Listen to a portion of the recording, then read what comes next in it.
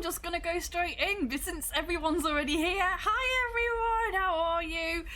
Welcome back to another episode of Trial of Champions. Yes, we're continuing our fighting fantasy season with Ian Livingstone's Trial of Champions. It's the sequel to Death Trap Dungeon, and it's really awesome.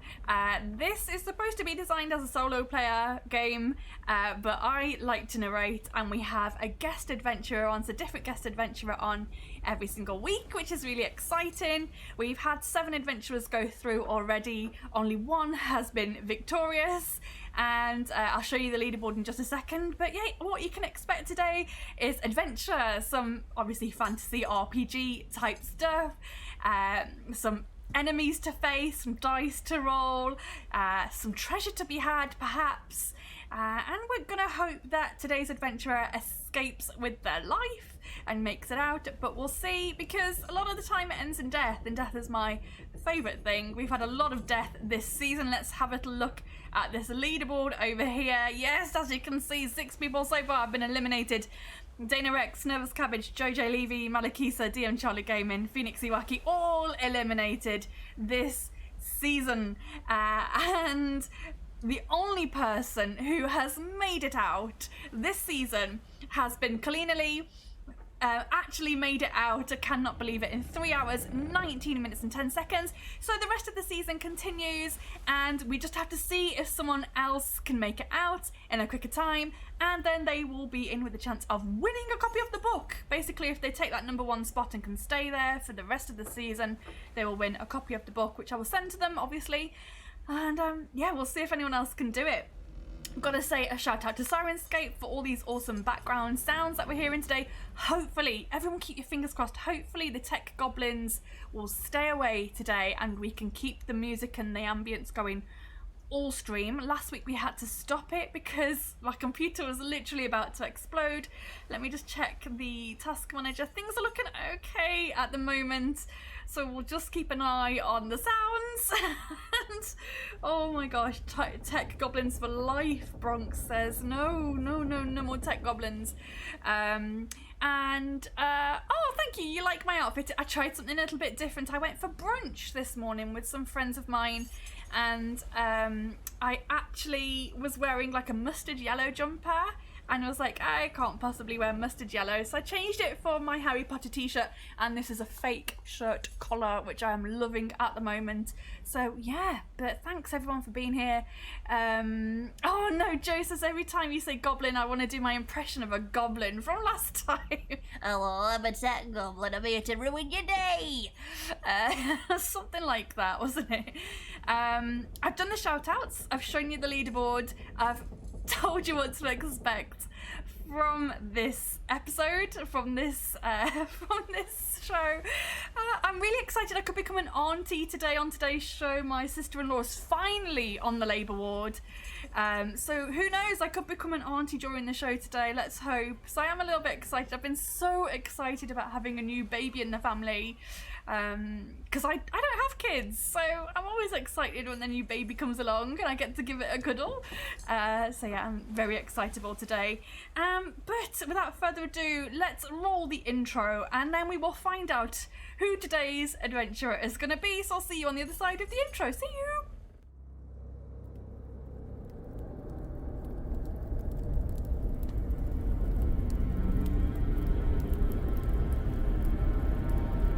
A year after a champion was crowned, we're heading back into Death Trap Dungeon, and this time, it's deadlier than ever. Can you survive? The Trial of Champions.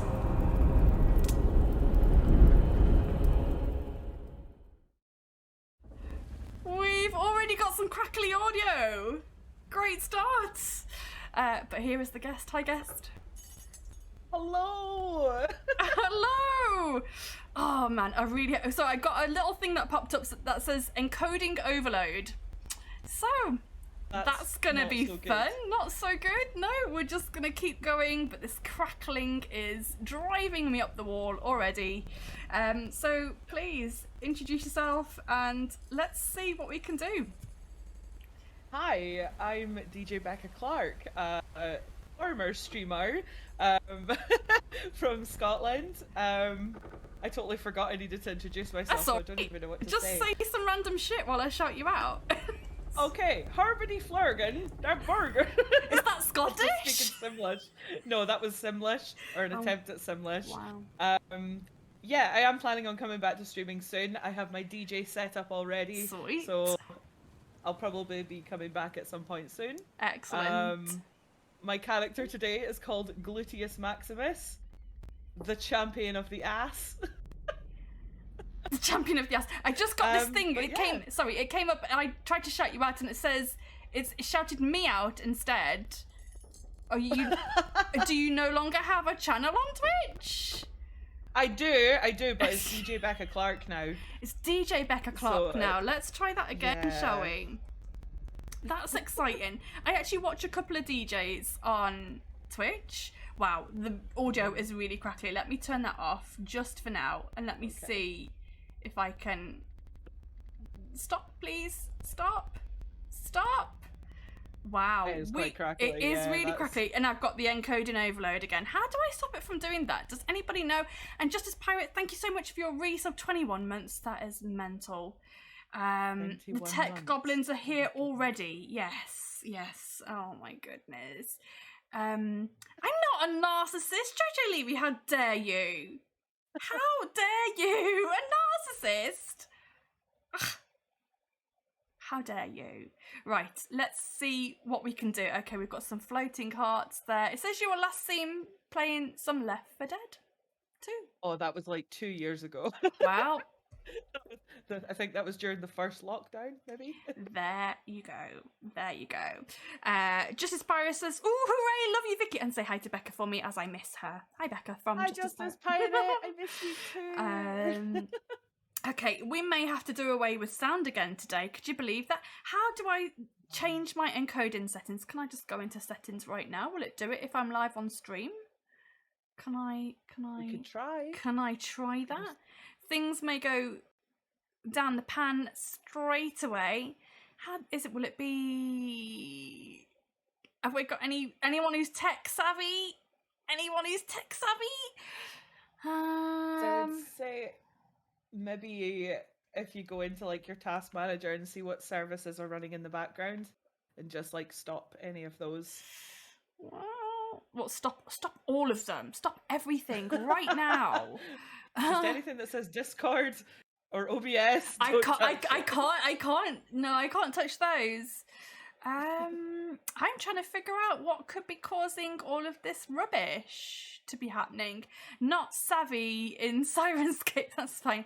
What have I broken today? Anti-Chap says everything. I've broken everything. It says I'm having an encoding overloaded. Consider turning down video settings or using a faster encoding preset. Jimmy Gill says, hey, Vicky. Oh, I thought you said, hey, victim. How are you? Yeah. Hey, hello, victim. How are you? I'm just trying to figure out how I can change all of this video output. No, I can't change it while I'm streaming. I'm just gonna have to. Your webcam is definitely a little bit Skippy the kangaroo. I think we might have to play without sound again today. Does everyone mind if we play without sound? I mean, I love the sound, but it really is giving us we'll a both headache. just make the sound effects ourselves. Let's make some right? sound effects ourselves. I'm sorry, guys. Once again, my computer cannot handle the epicness that is Syrinscape. So I'm just going to have to close it, I'm afraid. It's just too epic. Those sounds are too epic. Yeah, I am with JJ Levy. Make those sounds. Okay, we'll make the sounds ourselves. Thanks everyone for being here. This is exciting. For those of you who missed it, I might end up becoming an auntie during today's show. So get those congratulations in if that happens. I'll keep you updated. I've got my phone on. I usually don't like to have my phone on, but I could end up becoming an auntie today. The parrots are returning. Yeah, we're gonna have to do parrot sounds and pirate sounds as well, as long as we can get past the tutorial. Yeah, a lot of people have died during the tutorial, so Okay. I rudely interrupted you as you were introducing yourself and all of that. So I think what I'm going to do is just skip straight ahead to finding out who you're playing today. You're playing the champion of the ass, right? Is that right? Champion of the ass, Gluteus Maximus. Gluteus I couldn't think of a better name. Yeah, that's fine. Pirate sounds are the best. Okay, thanks, guys. Okie, I need to just bring up my timer. Let's find out what stats Gluteus Maximus has, shall we? First, we need to roll some skill for you. So one die and add 6. One die. Is that a 6? Yep, just a 6-sided die and add 6. Okay, so I got 4. 4. So you've got a skill of 10, that's fine. And then roll 2 die and add 12. Oh, the math. That's okay. Oh, 12. Oh! And then add 12. You got 24. Oh, that's kick-ass. 24 stamina. Yes. Nice. And then luck is just one die and add 6. So that'll be 10. 10 luck. Okay, so 10 skill, 24 stamina, 10 luck. That's really not bad at all. Really not bad. Okay, so you guys, I think everyone here knows what's about to happen, right? But for those of you who have never seen this show before, you'll notice there's a couple of things on the screen. There are 2 hearts below Becca right there, which means she has 2 lives, essentially 2 attempts at the game. Other side, Becca. It's all mirrored. But yes, so there's 2 hearts, essentially 2 attempts at the game. You can give her a 3rd attempt, a bonus life. If you donate £10, the donation link will be coming up occasionally in chat. But yeah, if you're enjoying the show and she's really struggling, which a lot of people have this season because this book is mean, she may need a bonus life, so consider donating. It doesn't need to be the whole £10, you can donate a little bit. And if everyone in chat at the moment donates £1 each, then basically we've hit that goal. So that's pretty cool to consider. I need to not put my mouse over Discord. Stop it, Vicky. Top tip, Becca, don't do what I did. There you go, and it brought up the you said tip and it brought up the link. So there you go, you can give her a £10 donated life there. There's also a timer in the bottom that will be tracking save points and runs and attempts. So every time she dies, obviously she can come back to a save point with full stamina, and if she does make it out and onto the leaderboard, whatever the timer says at that point will go onto the leaderboard. Are you feeling confident that you can do it in less than 3 hours, 19 minutes and 10 seconds? Absolutely not. Absolutely not.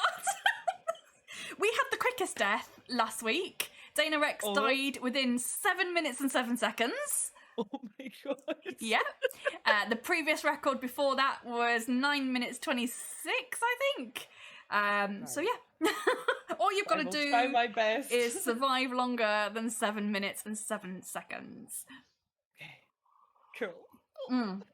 A few people have died very, very fast. Yes, Joe. And I'm really excited to see so many awesome people in chat today as well. Thanks all for taking the time to be here. So, without further ado, shall we find out how Gluteus Maximus came to be taking part in the Trial of Champions?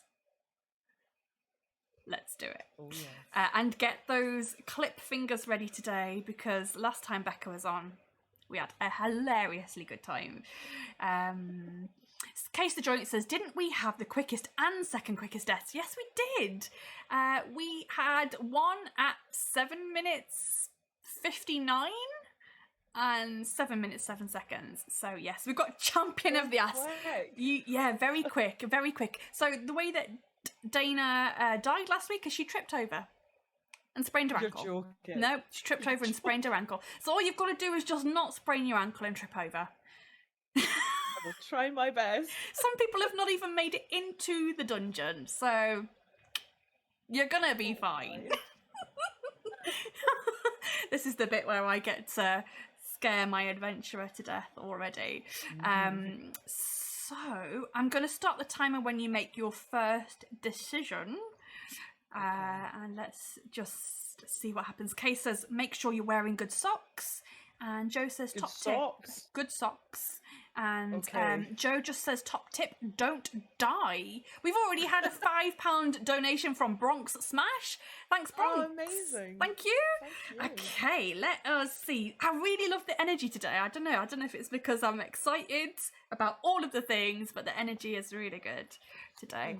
Good energy, good energy. And obviously lucky top as well, so let's see what happens. And I'm really good that we don't get to use the sound, because I do love using the sound, but we're going to make our own. So prepare, if you would, some wave sounds, please, Becca.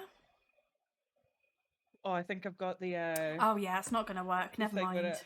Crash, bang. I mean, Cam, what kind of motion is it? Waves! Waves! Waves! Waves! Well, that's a clip right there. And Jojo Levy has also given £5, which means we've already got you a bonus life. Amazing. Yeah. Let's do Thank this you very much, guys. wonderful thing here.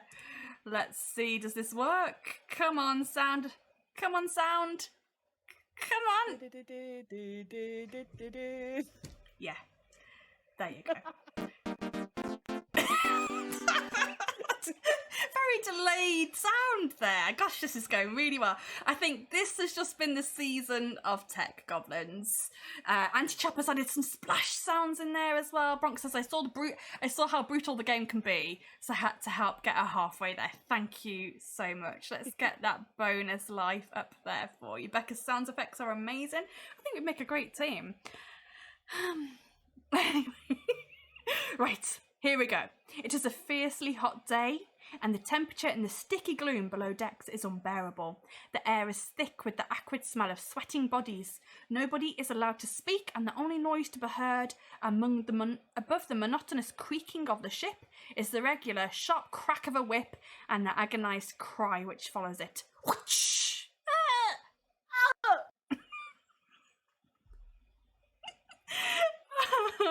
Roar, you dogs, shouts the one-eyed overseer as he cracks the whip again. Whoosh! Enjoy this pleasant voyage while you can, because you'll wish you were back on board after a day or two where you're going.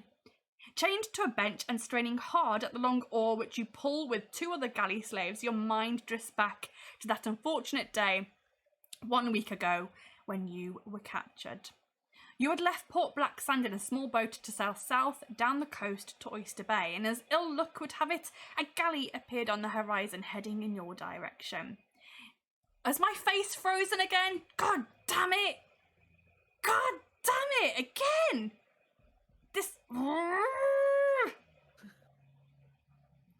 There we go. This has happened every week. Every single week. We're just going to have a clips reel full of my frozen face. Fuck's sake. This is the stream where Vicky gets to swear. Jojo Levy says, yes, a clips reel with just my frozen face. If you, I think we've got a lot of clips. We've got a lot of clips of my frozen face, so make sure you add that one to the collection. Anti-Chap says, I thought you were just being a very good ventriloquist. Well, you know, yeah, that too. As ill luck would have it, a galley appeared on the horizon, heading in your direction. It drew steadily closer, and it was not long before your boat was crushed under its bows, and you were forced to dive into the sea. There was nothing you could do except climb up a rope that was thrown down to you, as your boat had become no more than a few broken pieces of wood floating aimlessly on the sea. It was useless to struggle, as a crew of 20 hardened cutthroats surrounded you. Since that, oh wow, some people may thrive in that situation. I mean, it's not my cup of tea, but sure. Since everyone knows what we're on about, right? Everyone knows. Is that a cutlass in your pocket? Or are you just happy to see me? Clips. Since that cursed day, you've been chained to your oar, rowing to the point of collapse towards an unknown destination. Suddenly you hear a shout of "Land ahoy!" and you begin to wonder what evil awaits you. An hour later, you feel the ship bump up against a jetty, and there is much shouting until the ship is finally moored. You're dragged from the ship with the other slaves, and you see in the glaring sunlight that you're on a small island. A sombre-looking castle sits atop the island, and next to it a semi-ruined amphitheatre. A man wearing black chainmail armour hands Captain Bartella a bag of coins, and satisfied with his payment, he orders his men back to the ship, and you watch them set sail. The man in black armour steps forward and says, "You're now the property of Lord Garnis. It is your honour to die for his pleasure in the arena of death here on Blood Island. Only one of you will survive, and he or she will represent Lord Garnis in Fang for the next Trial of Champions. Baron Succumbit has modified his Deadly Labyrinth and is now offering 20,000 gold pieces to anyone who can get through it. Of course, Lord Garnis will keep your prize if you get through, but you'll be spared your life. Baron Succumbit's reputation suffered greatly when someone succeeded in getting through the labyrinth, but now he boasts that no one can survive the new dungeon. Lord Garnis would like you to make him eat his words. You must understand, he hates his brother's fame. Now, follow me!" You are led up the hill to the castle, where you are locked in a cell in the depths of the lower chambers. Sharing the cell with you are 4 others. A stout dwarf, a man-orc, a sinewy easterner, and a bold, muscle-bound man. The mood is grim, and few words are spoken as each of you ponders the impending combat. 42 slaves have arrived by ship, and only one will survive. The dubious reward is entry to a deadly dungeon. Ooh. Bwam. And that is where I should do the intro video. Yes. That is where I should. absolutely. Shall we try it? Yeah, sure. I'm going to read that last I'll still line have again. to do the sounds, right? Yes, absolutely. I'm going to read that last line again, and then I'm going to show you all the intro video. Just trying something, you know. The dubious reward is entry to a deadly dungeon.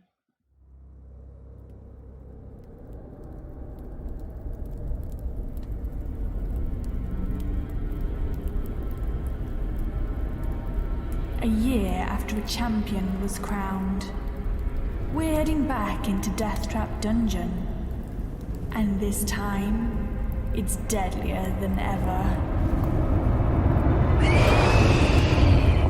Can you survive the Trial of Champions?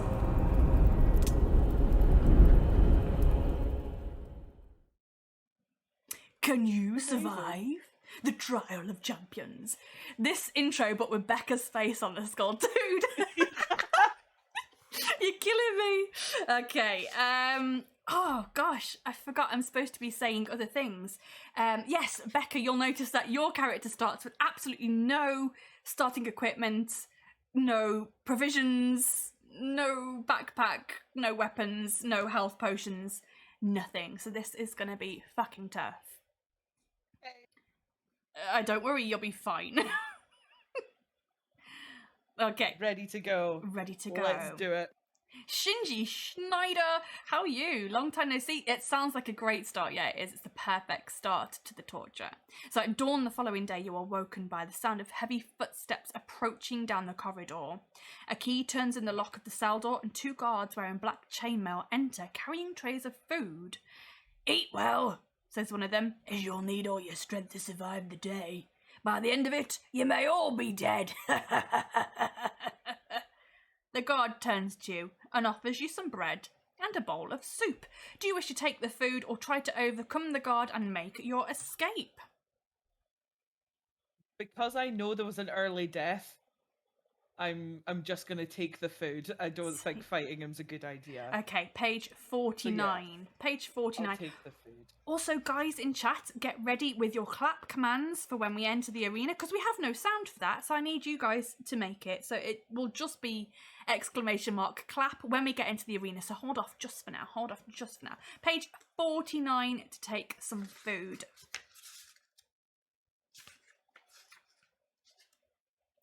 The soup is thick with chicken and vegetables, and it tastes delicious. I hope you're not a vegan. You devour it greedily, and you mop up the last drops with the bread. You've not eaten well for a fortnight, and now feel fit and ready for the coming ordeal. When you have all finished eating, you are led away to begin your first day in the arena of death. Page 22. Womp, womp, womp. Good soup. Good soup. It's the good soup. You're in the middle of the procession of 42 slaves, which wends its way along various corridors until you reach the amphitheatre. The sun is already beating down, making the sand in the arena uncomfortably hot to your bare feet. Seated high in the stands is a dark, hooded figure surrounded by guards. You watch him rise to his feet and lift his arms into the air, commanding silence. Thank you for the crowd noise. You know why you're here, Lord Cornus begins. It is my wish to be represented in the trial of champions. Some of you will die today, some next week, some the following week, until only one of you is left. To those about to die, I salute you. Lord Cornus sits down again and nods his head to signal the start of the proceedings. The slaves are split into seven groups of six, and you find yourself in a group accompanied by an elf, 2 Northmen, a dwarf, and an ogre. Your group is chosen first, and you're told that the first event is a race to test strength and stamina. A crude sack is strapped to your backs, and you watch as burning coals are brought into the arena and poured over a section of the makeshift racetrack. The 6 of you are then lined up at the start, each carrying your burden, and are told to race around the track until one of you is lapped or collapses. Then you're off, and you jostle for position. Do you wish to set the pace or stay at the back? If Squid Game taught me anything, is it's not always good to go first. This is tough. Are you going to stay at the back? I'm staying at the back. Stay at the back. 107. I'm missing the noises. Oh, me, is Vicky being a bully again? Yes. This is my only chance that I get to be a bully. Welcome in, Amy. For staying at the back. Backer Clark. Amazing. One of the Northmen takes the lead. He sets a fast running pace. Round and around the arena you run, gritting your teeth harder each time you jump over the burning coals. And after 20 minutes, no one has been left behind, and the Northman increases his stride. Throw 2 dice. Okay. 3. Like, that is less than your skill score, so let's see what happens. Page 360. Oh, no. Why are you scared already? This might be fine. I don't know, because low number always means bad, right? It's 360. We're all good. We're quite high. We're quite a high number there. The Northman increases his lead over the rest of you, but you feel you still have a lot in reserve should he come close to lapping the pack. When he gets within 10 metres of catching up, everybody decides to sprint. There are only 2 runners ahead of you, but you don't look back. Suddenly there's an agonised cry. Oh, I'm missing my Wilhelm scream. There's an agonised cry, and it calls an end to the race. The dwarf lies face down in the sand, having collapsed just as the Northmen caught up with him. While you're led back to yourselves, the dwarf is quickly put to death before the start of the next race. Turn to 136. Rest in peace, dwarf. When all the races are finished and the survivors are back in their cells, you discover that the bald man does not return. Now there are only 3 others left in your cell. Although exhausted, you find it difficult to fall asleep. Your mind is occupied with what challenge the next day may bring. In the morning you're fed, and then one by one, the slaves are led away once again to the arena. Eventually your turn comes, and when you reach the door to the arena, you are told to choose some weapons. Would you like a broadsword and shield, or would you like a trident and net? Thank you for the follow, Omi. Welcome in. Welcome to the Swords Up Club. Trident and net sounds baller. Trident and net? Trident and net. Heck yeah. 275. That sounds baller. Joe says, Annette. 275, let's... Net. Trident and Annette. If all else fails, you can just push Annette in front of you.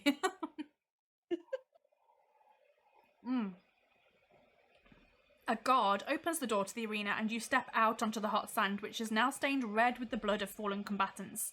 Suddenly another door in the arena wall opens and out steps the dreaded Bone Crusher beast. Its tough, leathery skin glistening in the sun. He's a big boy. There you go. Oh my, he is hench. Oh my. Oh my. Hello. He definitely skipped leg day. Its ugly head is small and houses two narrow, near-blind eyes, a flat nose, and tendrils hanging over its taut mouth. Its torso, however, is massive, and its long arms are dauntingly powerful. If you are to fight it with a trident and net, turn to 175. I'm missing my battle music already. Oh, it does make a difference, doesn't it? It really does make a difference. I kind of miss it. I miss it too. I can't, my computer just can't handle it. Too epic. You allow yourself a faint smile. You've chosen wisely. I used that because she said that in the last. You've chosen wisely. Chosen wisely. You did it last time, so I changed it a little. You've chosen a good weapon with which to fight your adversary. Edged weapons cause little damage to the iron-like hide of a Bone Crusher beast. There's only one way to slay it, and that's to make it fall to the ground, whereupon its delicate balance will be totally destroyed, and it will be impossible for the Bone Crusher to get to its feet. You move forward cautiously to snare it with your weighted net. Roll 1 die. Okay. 5. 5. 1, 8, 9. Let's see what happens. God, I miss my music! Since everything's kind of working okay now, do you think it might be worth trying to put it on? No. Or do you think we shouldn't tempt fate? Really not, because the sounds that my laptop is making, and every time someone claps, it skips. Oh no. So, I don't want to risk it. Although we haven't had any more encoding issues. I just don't want to I don't want to risk it. No tempting fate. Good. No one clap. I think you can clap, but it still does stutter. But I don't know what's. I was talking to Joe before I started streaming today, and I was like, everything is working absolutely fine. I feel confident that we're going to have sound today. Everything was steady. CPU was steady. Disk usage was steady. As soon as I started streaming... Is that a skull? It's a skull! Yeah! I'm drinking out of the... drinking from a skull. Yeah, you've survived the fastest death. So you're saying it was my fault? Joe, no, I wasn't saying it was your fault. I just think that, honestly, Syrinscape's epic sounds are just too much for my computer today. Okay, your throw is on target and lands on top of the near-sighted Bone Crusher. It thrashes around and it becomes more and more entangled and lets out an enraged howl. Before it can break free, you tug hard and pull the beast to the ground. The Bone Crusher lies helpless and defeated. Panting with relief, you are taken back to your cell. Page 113. Okay, this is going well. This is going well. By the end of the day, only one other person returns to your cell. It's the mean-looking Easterner, a man who looks as though he would murder you for 2 copper pieces. As the light quickly fades, a guard shouts out an unexpected command. There are now only 2 of you left in each cell. I only want one to come out in the morning for tomorrow's combat. Sleep well. The guard bursts out laughing at his own joke, and even before he's finished, the Easterner dives at you, brandishing a long, sharp pin, which was concealed in his headband. Unarmed, you must fight to the death. He has a skill of 10 and a stamina of 8. Just to remind everyone how battles work, if you're new here as well, this might be your first time seeing a battle, we are going to battle by rolling 2 6-sided dice and adding our skill score. We both have a skill of 10. So let's see how this goes. Someone just start some battle music in their heads, you know, whatever battle music takes you. I'm trying to remember the one that you use. It's a lot more tense than that. Yeah, I know. That sounds like some smooth jazz. Oh god! Right, let's battle. Skill of 10, I stamina got of 8. 18. I got a 15, so you hit him. He's got 6 stamina. It's more of a bossa nova. Oh no!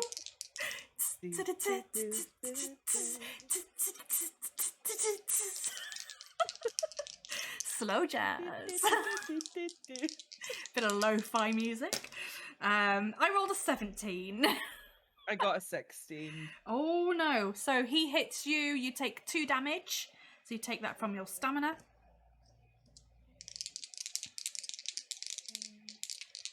Okay, says this is strictly come dungeon. We'll just do a bit of ballroom, a bit of tango. Wow. A 16 from me. I got 21. Oh, nice. Okay, you hit him. He's got 4 stamina. Oof. Okay. I got an 18 here. I got 13. Oh no, he hits you. Remember, guys, if you've got channel points, you can save them and use them to re-roll my dice. And you can get them in early as well if you want to. You can also, I've got some +2s to the adventurer's rolls as well, but use them very wisely as there's only 2 per stream. I should probably have said that at the top of stream, but there you go. Oh, I got a 20. I got 22. You got 20 as well, or you got 22? Oh, 22. 22. Not 20 as well. So he's on 2 stamina. You only need to hit him one more time and then you've defeated the Easterner.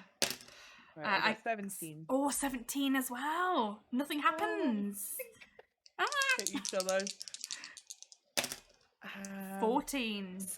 16. He's dead.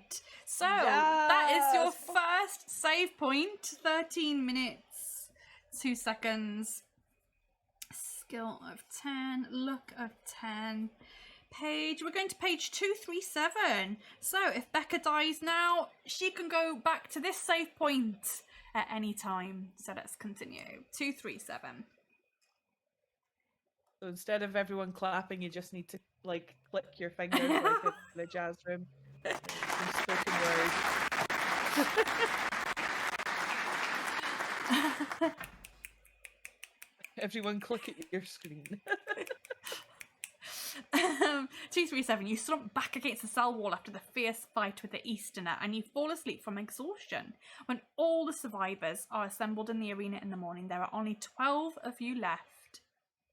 The first test of the day involves a deadly machine and you'll need lightning fast reactions and steel nerves to survive it. It's made of a pole fixed to a heavy base. 2 sharp blades stick out from either side of the pole, one at head height and one at ankle height. One of the slaves is made to stand by the pole, which is promptly spun around by one of the guards. The slave alternately has to duck under one blade and jump over the other to avoid being badly cut. Your turn comes last, and there are 9 survivors so far. The other 2 have had their throats cut. You stand by the pole, adrenaline pumping through your veins.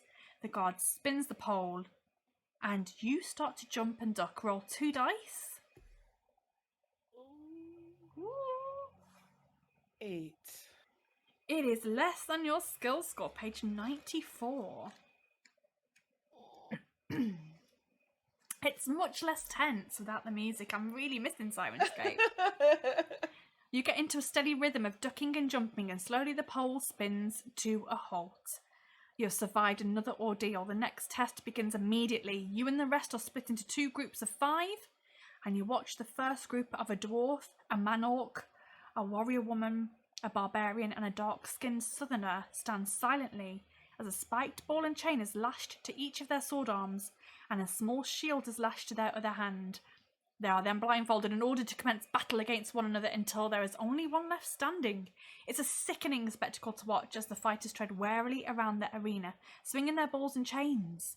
The dwarf falls first, quickly followed by the warrior woman.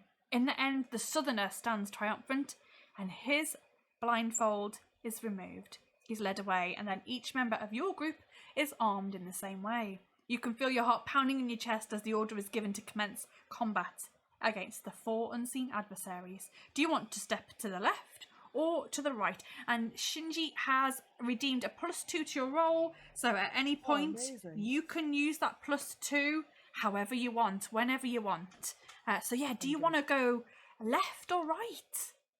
I'm flipping a coin because I just don't know which to pick, so we'll let the fates decide. So heads is right, tails is left. It's heads. Okay, heads So is right. Page 9. Low number. Oh. Yeah, Joe says that low numbers are bad. I don't know what to believe anymore. Not always. You step slowly to your right and almost immediately hear an agonised cry followed by the dull thud of a body falling to the ground to your left. You walk on without making a sound. A chill runs down your spine when your outstretched shield arm comes into contact with something. But it's only a wall. You turn around and walk towards the centre of the arena. Test your luck. So we've got our first luck roll. You need to roll 2 dice. Your luck is 10, so you need to roll a 10 or below to be successful. And when you use your luck, you lose your luck. So it will go down to 9. What did you get? I got a 5. A 5, you are lucky. Page 166. 166, let's go. So that goes down to a 9. It goes down to 9, yeah. Every time you Okay. use it, you lose it. Unknown to you, there's a body lying in the sand directly in your path, and you are fortunate not to trip over as you pass by. You decide to stand still for a moment and listen. You can hear the whooshing sound of a ball and chain being whirled through the air directly in front of you. Do you want to stand your ground and swing your own ball and chain? Would you like to step back, or would you like to lie down in the sand and trip the person who is advancing? I'm gonna lie down. That's hilarious. Yes, I will lie down. Page 316. Oh god.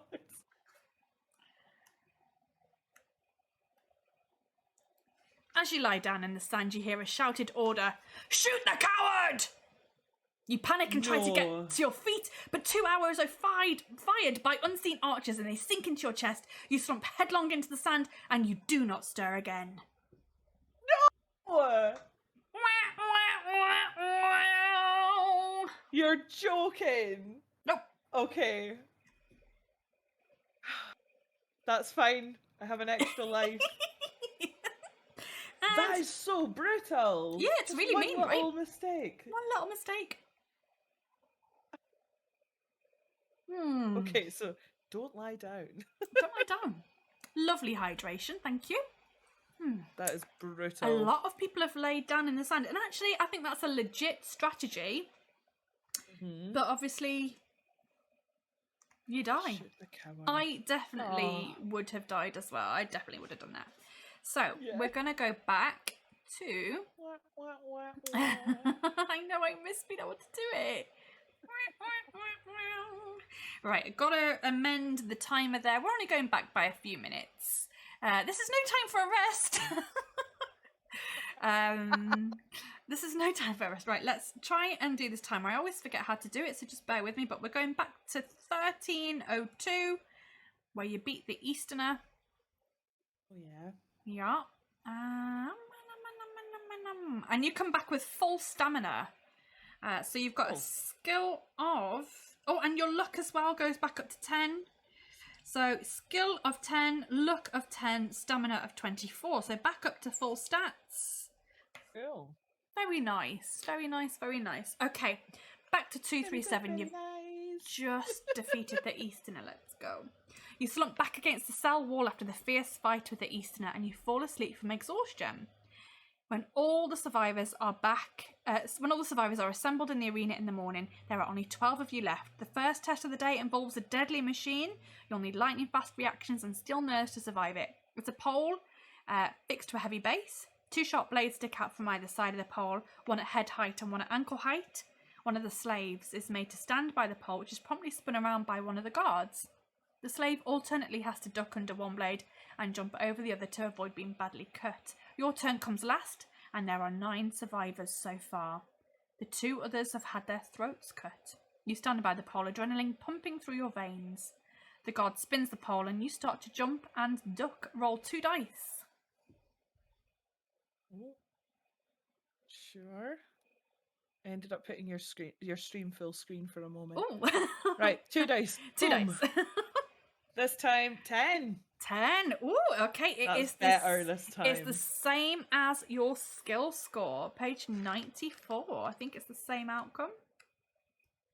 You get into the steady rhythm of ducking and jumping, and slowly the pole spins to a halt.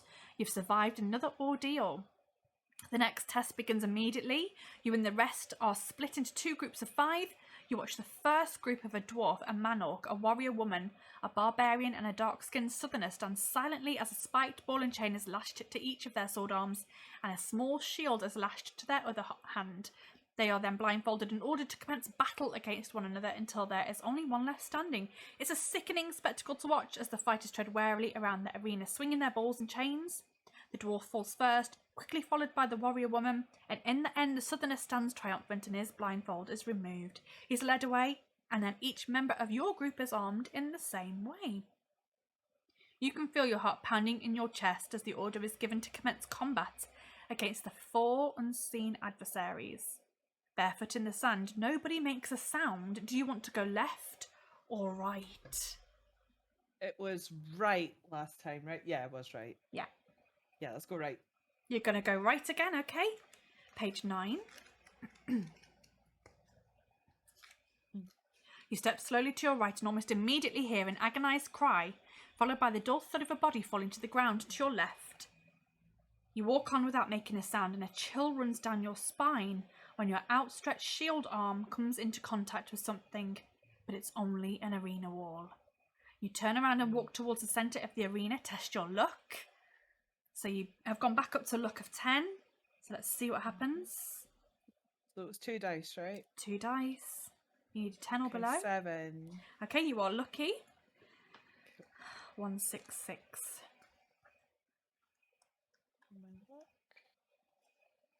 Unknown to you, there's a body lying in the sand directly in your path. You are fortunate not to trip over it as you pass by. You decide to stand still for a moment and you listen. You hear the whooshing sounds of a ball and chain being whirled through the air directly in front of you.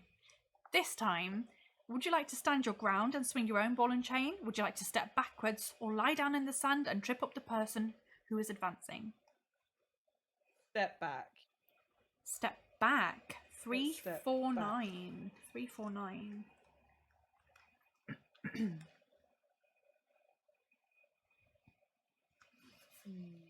As you step back, you trip over the body lying in the sand. Your advancing opponent hears you fall and moves in for the kill.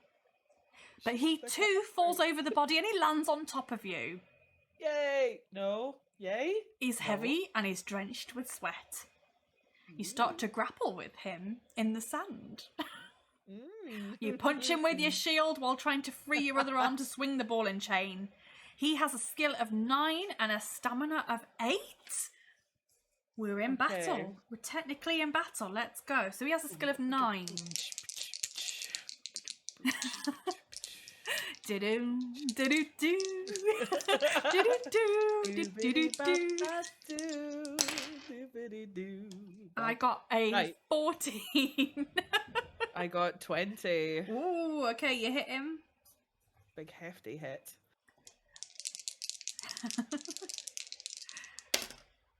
14. Oh no, 13 this time.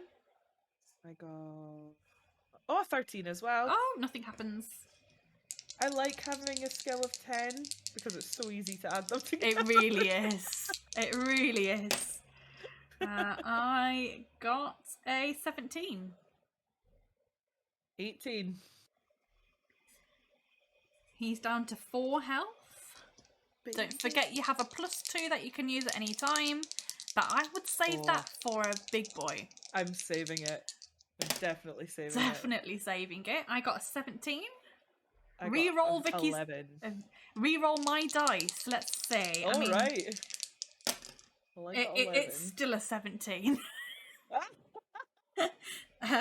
I appreciate the effort, Shinji. How have you only rolled an 11? 5 and 7. Oh my god, no, 20. Please tell me you haven't been so forgetting. sorry. Have you been forgetting to add your skill? It was just that one. Okay. Just that one, I'm sorry. It's like, how have you got an 11? So 21. The re-roll is for right now, Shinji. So the re-rolls are immediate as soon as I get them, but the +2s, they can be used whenever, because there's only 2 of them per stream. Okay, an 18. I got 18 as well. Oh, actually, no, I'm only on 9 skill on it, so that's a 17, sorry. So he's dead. Oh, amazing. There you go. If you win, page 196. Go on, you. 196. So the re-rolls are unlimited. You jump to your feet and you listen intently for any other opponents. Hearing nothing, you step warily to the left to page 120.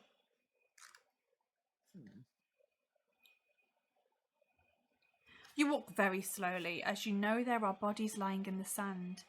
You stop to listen but hear nothing. You decide to turn around and walk in the opposite direction. Suddenly you hear a gruff voice cry out, "If there is anybody else here, I'm over here." You decide to accept this bold challenge and you walk in the direction of the voice, swinging your ball and chain. You clash head-on with your unseen opponent in a blind fight to the death. He only has a skill of 8 and a stamina of 8. Let's go. We're back in battle. Come on. Let's go. Fuck him up. Let's fucking go. Itching for a fight. 14. 8, 9, 10, 11. Oh, 15 for me. 15. Do you want to use your +2 or? I'm gonna save it. No, Yeah, okay. I'm in an okay standing just now. Okay, So. yeah, you've got plenty of stamina, so you just lose 2 stamina. Yeah. Cool. 8, 9, 10, 11, 15 from me. Oh, I'm still writing my number. Alright. 19. You hit him. He's got a stamina of 6. Whoop! Whoop! I got a 18. 19, a 19! Oh, yeah, 18 for me. You've been hit. 21. No, 20. It's not 1. Okay. I know math. I can do math. Another 19 from me. 17. Oh no. Oh, this person's following me. Oh gosh. 17? You okay? Have a drink. Oh, Oh, babe. I just got a dry patch in my brain. Just got a dry patch in my throat there. That was exciting. What did I get? 8. I got a 16. What did you get? Sorry. I got 17. Okay, you hit him. He's got a stamina of 4. Bronx said it's not good when Vicky makes happy noises. No, it's really not. No. 8, 9, 10, 11, 17. 17 as well. 17 as well. Nothing happens. Ugh, Oh, 17 again. 12. He's down to 2 health. You only need to hit him one more time, and then he's Okay. gone. But I really am missing the battle noises. Like, it's just not the same. It's just not as tense. 15. Really good about that. 11. He's dead. Oh. He's dead. So if you win, turn to page 61. Here we go. A cheer goes up as your opponent drops to the ground. Way. You hear Smash, guards. bang, boom, clap.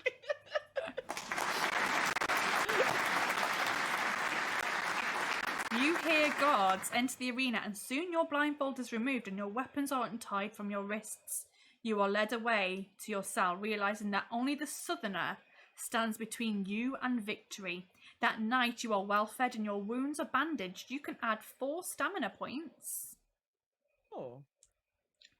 And in the morning, the familiar ritual of being led into the arena is repeated, but this time you are made to stand face to face with the Southerner. You are each handed a dagger and a studded glove. At the command of Lord Cornus, the final arena battle commences. The Southerner has a skill of 10 and a stamina of 10. Joe says, I'm a Southerner. Is she standing face to face with me? Sure. Why not? All you've got to do to win and get into the dungeons, all you've got to do is win in the arena of death, get into that dungeon. The only thing standing in your way right now is Joe. Joe. You've just got to kill Joe. Joe. Okay. Skill of 10. Stamina of 10. Joe prancing about the arena. Oh, you can't I have catch a me! dagger, Becca! I've got a dagger, Becca! That's exactly. Look at me! That's exactly what Joe would do. I know. Oh, sharpie pointy thing! Okay, and Joe, I just think you're incredibly flamboyant, and I love you. I have rolled a 20. Joe says your impression of me. I forgot to roll. Your impressions of me are accurate but mean. I got 15. Oh dear. Okay, so he's hit you. Joe gets the first hit in. Oh, Shinji, you just missed that. I'll re-roll the next one if it's a big one, which it is. It's a 19. I will re-roll that. And that is a 15. I got 13. Oh no! I am really not doing well. Joe hits you again, or stabs you again. Damn it, Joe! Don't forget you've got your +2 if you need it as well. I do. I got a 15. A 16 from me here. Do you want to use your +2? I'm gonna use it. Use yeah, the I'll use +2. it. Okay, so that's your first hit on Joe. Okay. I got an 18. I got an 18 as well. Nothing happens. You stop for a hug break. Aww. Aww. Joe. I got a 19. 15. You're too lucky. Oh, Mally's gonna re-roll my dice. Ooh. Oh, let's see what happens. I got a 16 there. What did you roll, sorry? 15. I still beat you. Rubbish. Rubbish. I'm down to 16 stamina. I rolled an 18. I have rolled 20. Oh, okay. You get a second hit in. Excellent. So How many stamina is it? Joe is on 6 stamina. Come on, Joe. Oh man, a 19 here. 18. Ah! Ah! This is so tough. Oh man, I got a 21 here. Does anyone You're want to joking. re-roll? Anyone want to re-roll? Please re-roll, because I got a 20. Re-roll, Case is re-rolling, okay. Yes! And it's an 18. Okay. Yes! Thank you. Joe the Southerner is on 4 stamina. Come on, come on. So happy. A 16 here. Shinji's used up all of his channel points already. Uh-oh. Oh, 17. Oh, okay. Excellent. Joe is on 2 stamina. You only need to hit him one more time. Hit me one more time. Hit him one more time. Oh my Hit god. me, baby, one more time. 20. A 15 here. Joe is dead. Joe is dead. 27. Oh, I've never been gone. never been so happy about Joe dying. I'm so sorry. So sorry. I'm not. Joe. So sorry, Joe. We're gonna head over to page 261. But you've reached another save point. Amazing. Oh, only one life got. I can't believe how quickly you can die though, because that's really freaking me out. So I'm really appreciating that extra life. It is really, yeah, it's really hard, this one. Okay, page 261. Let's go 261. As the Southerner drops to his knees, clutching his stomach, Joe manages to utter a few words with his last dying breath. Good luck in the dungeon, stranger. I know Joe doesn't sound like that, but I can't do a Joe. You should try. You should really try. Becca, just good luck in the dungeon. But if you get a chance, can you remember me? Just remember me. Joe. I cannot forget. He grimaces with pain and then he falls silent. Thank fuck. Finally, Joe is fucking silent, which never happens. Joe is only silent in death. You vouch yourself. Oh, Idris, hi. Idris, hi, how are you? Joe says the shade, the utter shade of it all. Joe's ghost lives on, and it's gonna just be constantly in your ear now. Oh, fuck. Becca. That night, you vow to yourself that you will avenge your fellow slave's death and kill Lord Carnus if you survive the deadly labyrinth of Fang. That night, you are the honoured guest of Lord Carnus and you indulge yourself in your every whim. You gorge yourself on delicious food and you enjoy yourself long into the night. After a week of luxurious living, you return to full fitness. So you get all of your stamina back. Amazing. That's 24. Yeah. Excellent. Yeah, back up to full. Happy with that. Then- Did I get to keep my trident and net? No, you don't get to keep anything. The property of the Arena of Death. Do not remove from the Arena of Death. I just need to double check because I wrote it in my inventory. That's okay. That's okay. Take it out.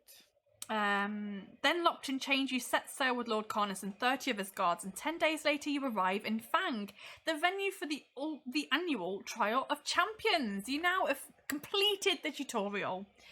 You now get to go to the dungeon. Excellent. A lot of people have not completed the tutorial and not made it into the dungeon, so you should feel really proud of yourself. I am. The town is I actually am.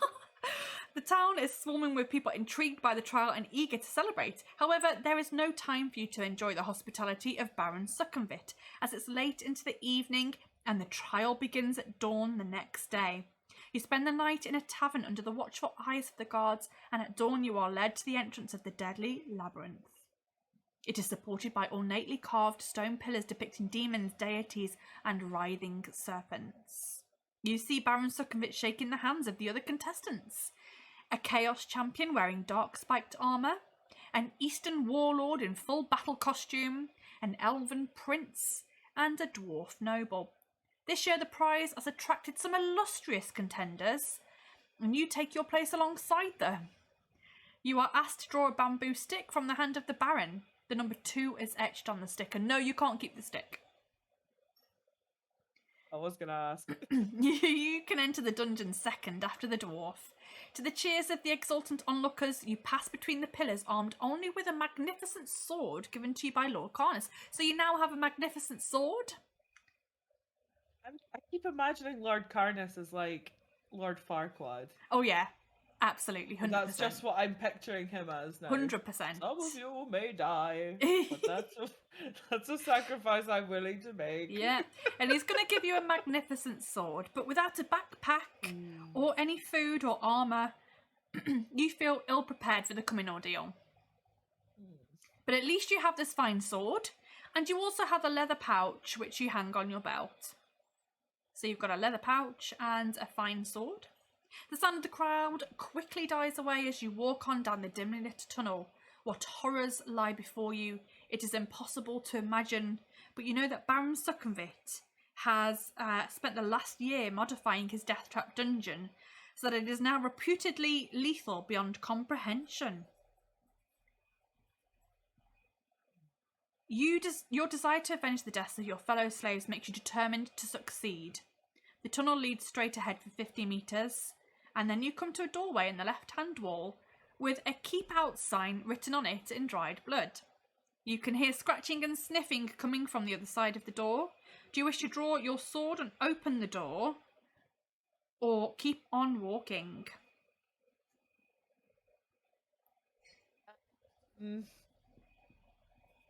I'm gonna open the door.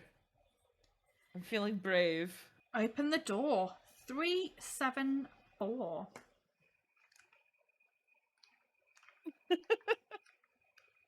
That rhymes. What have I missed? Joe says he's been doing a makeover with Carol Smiley in changing rooms. Smiley, Carol Smiley. Oh my god, Smiley, Carol Smiley. Forgot about that. What is that from? It's a bloody blast from the past, isn't it? Smiley, Carol Smiley. It's gotta be some sort of... What the heck is that? Was that from Shooting Stars? Yes, it must be. It must be. It must be. The dove from above. There was the dove from above, the crow from below, the beast from the east, and the vest from the west. And it was just like a white vest just came in. I only remember the dove from above. Eureka, yes, absolutely, yes. Oh, the best show. Oh man, bring it back. Bring it. That's the reboot I want. Yes, 100%. Bring Stars. it back. Bring Shooting Stars back. Ready for singing? Welcome in. Awesome. So awesome to see. So awesome to see Becca Clark. Best of luck. Awesome to see you too. Thank you. I'm an afterthought, but thanks. You too, Becky. You're all right as well. Joe says it was brought back a few years ago. Really? What? I need to check this out. Anyway, Becca's just about to open a door with some scratching and sniffing on the other side. It says, keep out and dried blood. Let's see what she finds. I'm expecting a little, like, Pomeranian or something. Or, yeah, a couple of doves. It's all re-ka-ka-ka-ka-ka-ka. The door opens easily and you step into a small room. Before you've had time to look around, a huge black hellhound leaps at you with flame shooting out from its cavernous mouth. You must fight this savage beast to the death. The hellhound has a skill of 7 and a stamina of 6. And after each attack round, you need to roll 1 die to see if you get burned. So... That's so extra. So extra. Right. Battle music. Yes. Battle music. Here we go.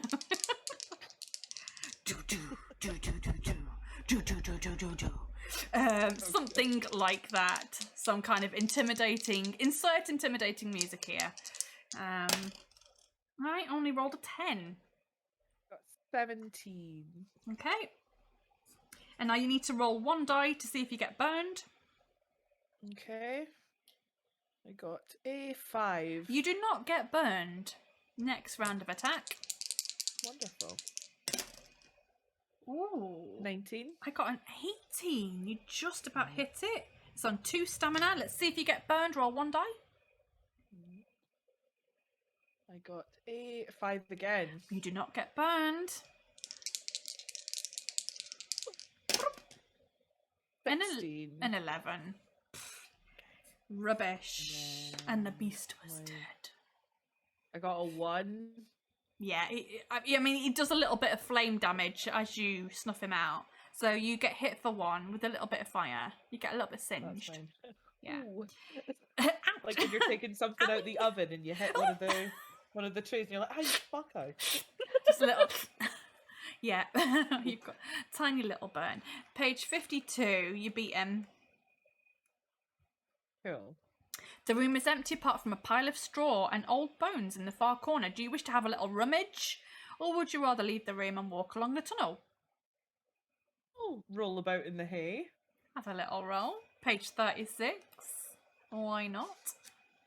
Why not? You find a gold ring lying on the stone floor under the straw. You place it in your pouch and you leave the room. So you should have a little box on your sheet that says rings. Oh. You can pop it in there. It's got its own little box. It must be important. Is it important? It must be important. It must be. Must be important. Page 82. So look out for gold wings.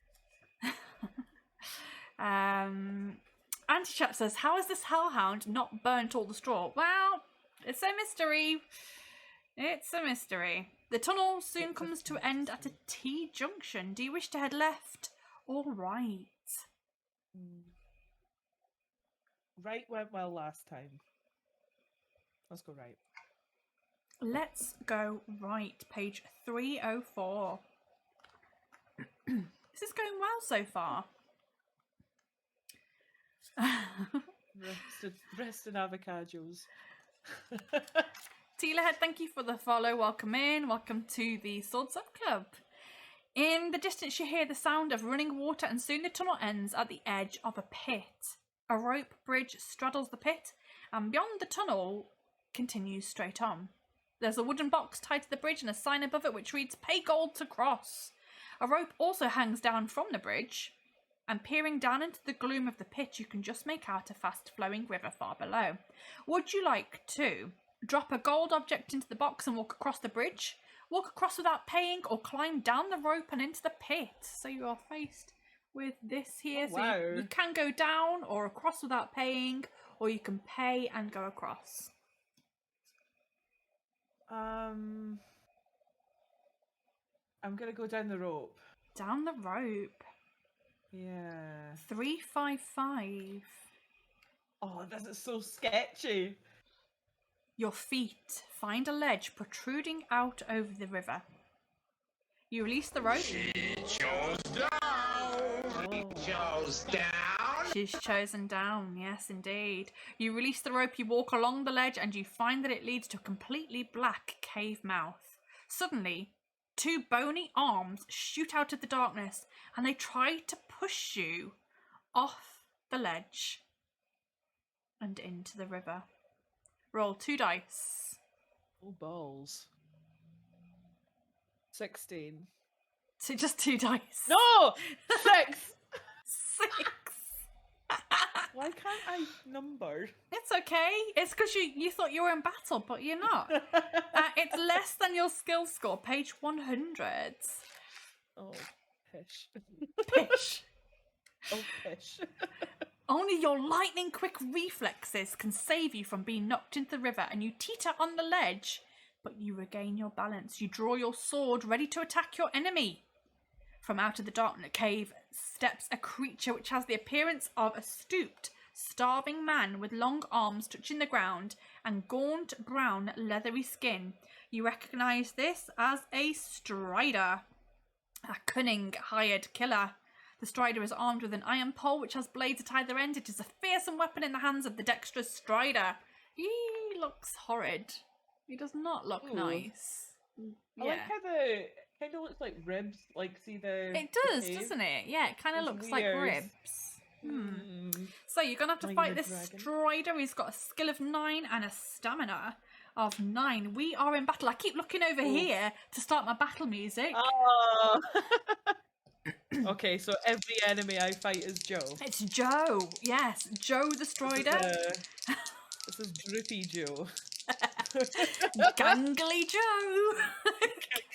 Gangly. He's a gangly Joe. Oh. I got a 19.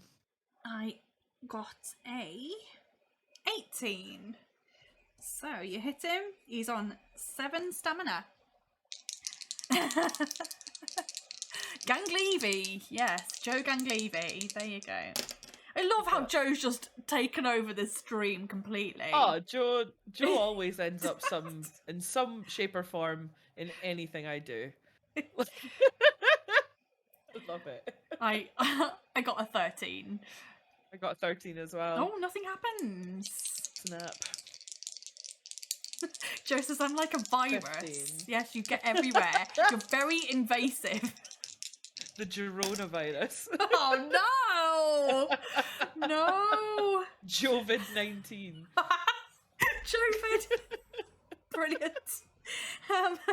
I got a 16. I got a 15. Oh, the coronavirus hits you. No. Oh my gosh. Right. this time. I got a 13. 15. Oh, a 30. You hit him. Yeah, he's on 5 stamina. Fuck you, Joe. 15 again. I also got a 15. Nothing happens. Okay. Whoopsie daisy. 17. I got a 17 as well. Nothing happens. Oh my god, this is the most boring fight ever. You're like having a little dance at this point. I know. Da, da, da, da, da, dee, dee, dee, Oh, 17. a little waltz. I like Yes. it. 9, 10, 11, 14. You hit him. Rolling Your the dice. Headbutt. Headbutt.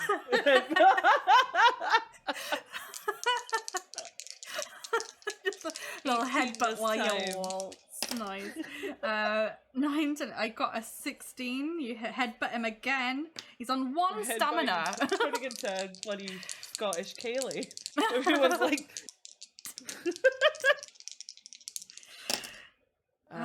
15 here. 16. Whoa, nice. You chuck him in the river. And Bye, Joe. Bob's away. you've made it to 44, 21 with a skill of 10, a luck of 9, and 1 ring. And if you win, turn to page 19, which we shall do. The Strider has no possessions apart from a bone medallion hanging from its neck. Do you wish to put the medallion around your own neck or climb back up the rope? Oh, I just looked at the chat and Joe said no to the medallion. But no, I thought that was what he said, but no, it was. You stink, take a bath. No.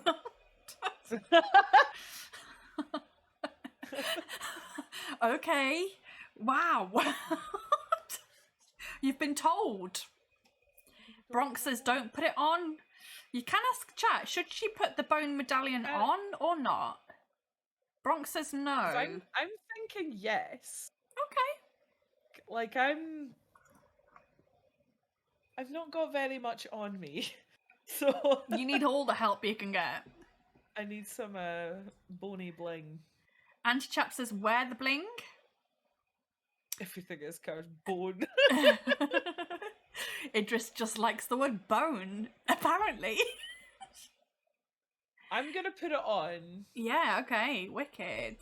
Turn to I'm gonna page put it on. 70. Because I've got 2 lives to play with. Sure. Nothing strange happens. Oh, good. You look around and decide the best plan is to climb back up the rope to page 328. So you've now got a bone medallion. You climb back out onto the edge of the pit and decide what to do next. You want to drop a gold object into the wooden box and walk across the bridge without paying, or walk back down the tunnel and beyond the T-junction. I don't have any gold. You've got a gold ring, but Like, I'm not giving them the ring. That's mine. so you're gonna walk Seems across. important. It seems important. Are you gonna walk across without paying? Yeah. Okay, 152.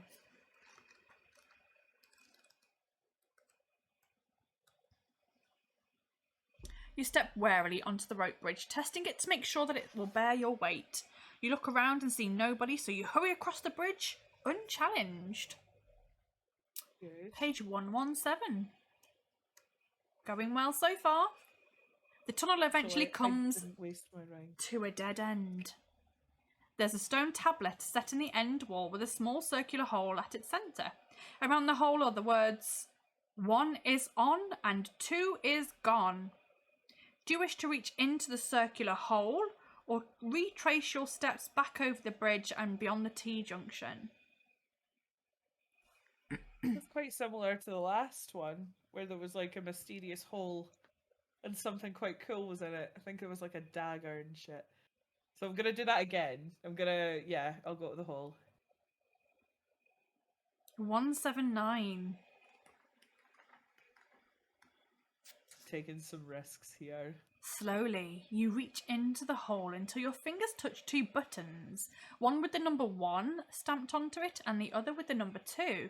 Do you wish to press button number 1 or button number 2?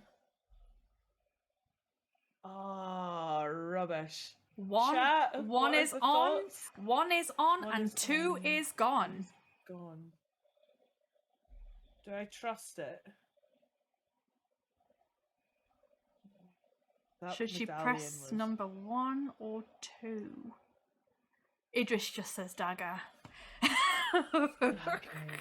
Dagger! Right, okay. I'm gonna flip again. I'm flipping the coin. Okay. Flipping the coin. Heads is on. Tails is gone. Idris says, is apparently I'm just here to repeat my favourite heads. words. Bone and dagger. Yeah, I'm pressing 1. you're pressing It was 1. heads. 1 is on. Page 12. But what's on? What Let's- does on mean? It's on. Let's see. As It's soon on, as you like press the Donkey button, Kong. as soon as you press the button, a large stone slab in the left-hand wall of the tunnel pivots open. You step through the gap and you find yourself in another tunnel. You come across a door in the right-hand wall which has an old broom nailed to it. Do you wish to enter the room with the old broom nailed on it, or carry on down the tunnel? Go in the room. Go in the room. The broom room. 246. What?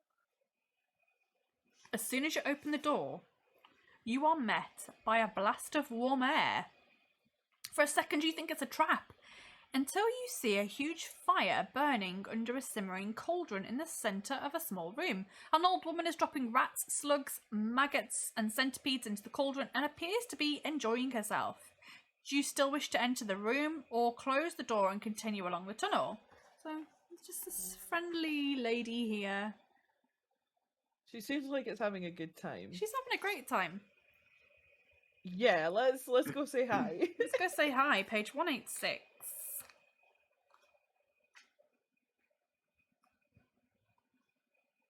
The old crone looks up, cackles an evil laugh, and throws some dust on the floor. A cloud of smoke rises up and the old witch vanishes. Suddenly there is movement above you, and you have just enough time to draw your sword as 2 vampire bats swoop down to attack. They both have a skill of 5. The first one has a stamina of 5 and the second has a stamina of 4. But while you attack one, the other will attach itself to the back of your neck and suck your blood. So every attack round you must automatically lose 1 stamina. But we are officially in battle with some bats. Battle. Oh no, that's a crow. That's a crow. What do bats sound like? Flap, flap, flap, flap, flap, flap, flap. Flappy flap ee. Something like that. I can't do that. I haven't got the iPad.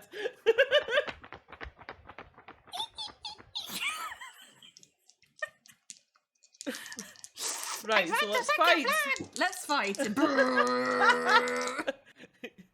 You know what I am. Well, just imagine it's 2 Edward Cullens. Talking of, I went to One see the latching onto my neck. I went to see the Batman last weekend. How was it? Holy shit, it was good. It was so good. I still need to see it. I'm It's- very excited though. It's very, very good. That's all I will say. I think it is easily at the top of my favourite Batman movies now. It's Oh, right. that's a big statement. Yep. That's a big statement. Yep. Yep. And I had no idea who was playing the Penguin either, and I'm glad that I didn't know before I went. I'm glad that I found out afterwards. So if you don't know who's playing the Penguin, then don't look. Just go in. Go in with no expectations and enjoy it. My bat only rolled a 7, so no chance. But the other one does attach to your neck and have a little nibble, so you do lose a So stamina. wait, is that? Do I still get my 10? Yeah. 'Cause it's a battle. Yeah. Okay. So 17. Yeah. I he's small. literally had a 5 plus 2. I rolled a 2. Oh. So yeah, that was bad. So I only got a 7. So, but you lose a stamina because that bat has given you a little nip there. Okay. I got 19. I got 13. So he's on 1 stamina and the other one has a little nip.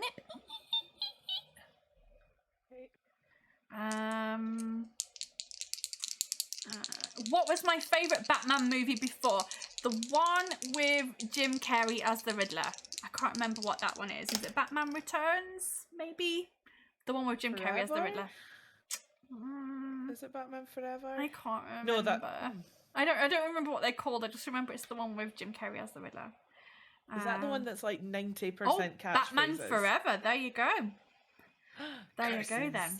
There you go. You got it. You got it right. I said Batman Returns, but you got it right. But no, this is like up there. This is like top tip. This new one is brilliant. Absolutely brilliant. But it's because I've played like the Arkham games, like the video games, and it's very reminiscent of that. Like a lot of the lighting choices and stylistic choices and even like Foley noises and stuff. Was yeah, fantastic. Oh, I do like Batman Begins as well. Man, gosh darn it. I only rolled a 9. Sorry, I'm getting distracted. But yeah, the Batman is fantastic. Please go and see it if you haven't already. I will. I got 19. Okay, so that one's dead. So the last one gets a bit of food in, a little extra nip, and then you start to fight him. He also has a skill of 5, so he gonna die. Ooh, I got a 16. I got 18. You hit him, and you don't lose any stamina this time because he's not biting you anymore. Oh man, Malakisa says Bat Affleck. I forgot that one. Yawn of Justice. Honestly, let's just forget that Ben Affleck was ever Batman because that the chunky bat. Just old and tired. But it was a weird one. It was very weird. Just get him out of here. Let's just blank that whole thing. 9, 10, I got a 12. 21. Nice, he's dead. Okay. You win page 142. 142. You decide to add your own ingredients to the witch's brew and you drop the dead vampire bats into the cauldron in the hope that it may poison her. You look around and you find a polished wooden box with a face carved into it. It's a face that you actually recognise. It's Joe, the dwarf, who entered the dungeon before you. Because everyone is Joe, so... Everyone is Joe. You also find a small file of red dust hidden inside an old book. Do you want to open the wooden box with Joe the dwarf's face on it, throw some dust on the floor, put the file of red dust in your pouch, or leave the room and continue along the corridor? It's like an Eddie Murphy movie, isn't it? It's Joe the dwarf, played by Joe J. Levy. The vampire bats, played by Joe J. Levy. Joe J. Levy is everyone. One of those Rob Schneider films where it's like he's a woman. He's everyone. I think South Park did a joke about that. It's like Rob Schneider is the stapler. Yeah. He is a carrot. It's 24 carat cavity.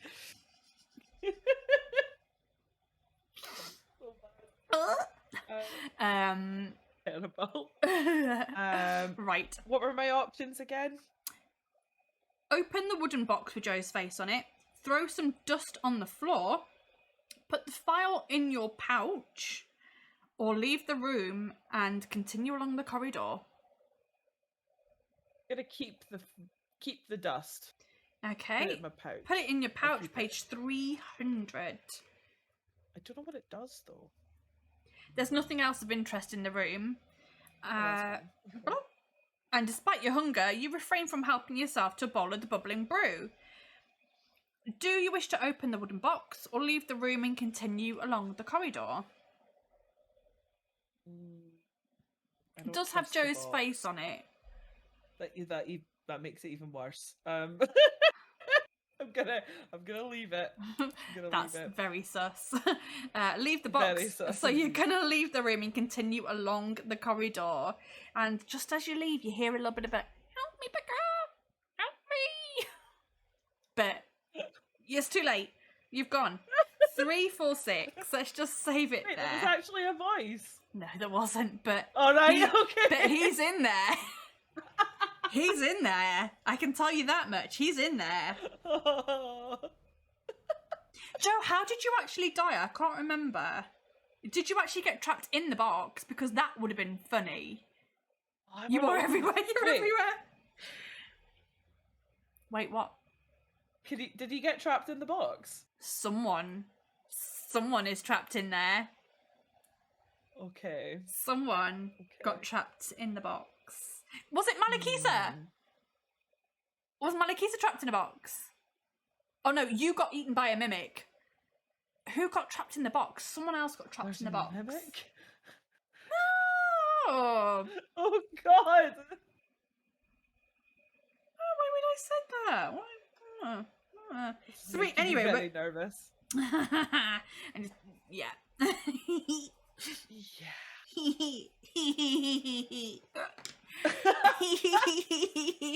Right, 3, 4, 6.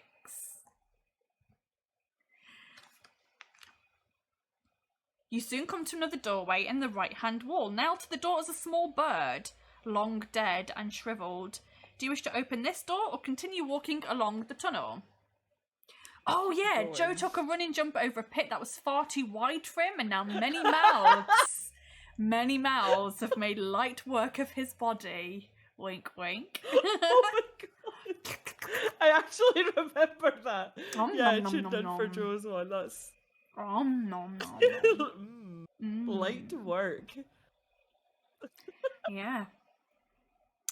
Anyhow, do you wish to open the door with the small bird on it, or continue along the tunnel? I'm gonna continue along. I Continue don't along trust- the tunnel. Don't trust that. 150. The tunnel continues another 30 metres before turning sharply to the left. On rounding the corner, you see there's a brand new branch in the right-hand wall. You're surprised to see a small humanoid suddenly pop his head out from the new branch. When he sees you, he quickly retracts it. You call out and you give chase, but by the time you reach the corner, he's nowhere to be seen. So you decide to walk quickly up the new branch of the tunnel in the hope that you may see him again. To page 287. You soon reach a door in the left-hand wall of the tunnel. You listen to the door but hear nothing. Do you wish to open it or keep walking?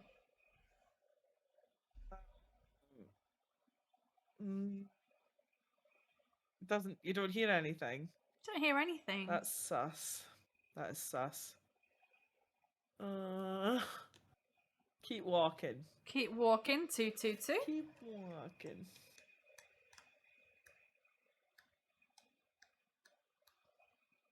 Further along the tunnel, you stumble upon a pile of rocks. Something underneath the rocks catches the light and sparkles. Carefully, you remove some of the rocks until you see what is hidden underneath. It's a broadsword, finely honed and perfectly balanced. Do you wish to use this sword instead of the one given to you by Lord Carnus, or leave it where it lies and continue your journey? I'm gonna take that sword. Take that sword. Page Yeah. 240. The broadsword is an excellent weapon made by a famous armourer. It's also magical. Cutting the mighty blade through the air, you continue your quest to page 7, so you now have a new sword. Oh, amazing! A magical A sword. magical sword. Oh, You soon arrive at another door in the tunnel wall. The handle turns, but wooden boards have been nailed across the door frame. Do you wish to lever them off or press on along the tunnel?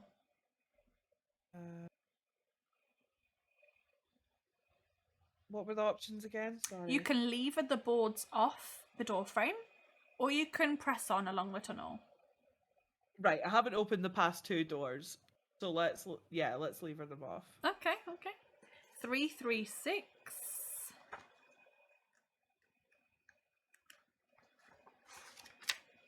And we're going to take a break very soon so I can go to the loo. But we'll just find out what happens. The nails holding the boards in place make a loud creaking noise as you prise them away. Test your luck. So you need to roll 2 dice. You need to roll a 9 or below to be lucky. I got 6. Nice. Your luck goes down to 8. You are lucky page 122. Let's see what happens. Despite all the noise. What stamina am I on? Oh, I don't know. I've not on... been tracking it. I'm sorry. Oh no, I thought you said I've got 18 just now. Okay. But I wasn't sure if I'd missed something. No, just I to think double check. But you're that's good. okay. Cool. Despite all the noise, no creature of any kind comes to investigate. At last, the final board comes free, and you're able to turn the door to page 13. Ooh. Jimmy Gill says, gotta go, take care, bye. No worries. Thanks for being here, and I hope you enjoy the rest of your day. Okay, you pull the door open and walk into a small room which has not been entered for years.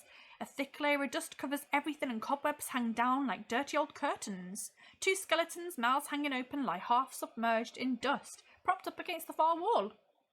One of the skeletons is pointing to the other. Suddenly the door slams shut behind you and the pointing skeleton starts to talk. He has a riddle for you.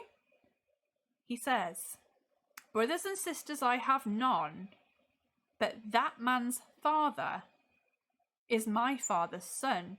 Who is he? Would you like to run for the door, reply that he is his grandfather, reply that he is his father, or reply that he is his son? I will give you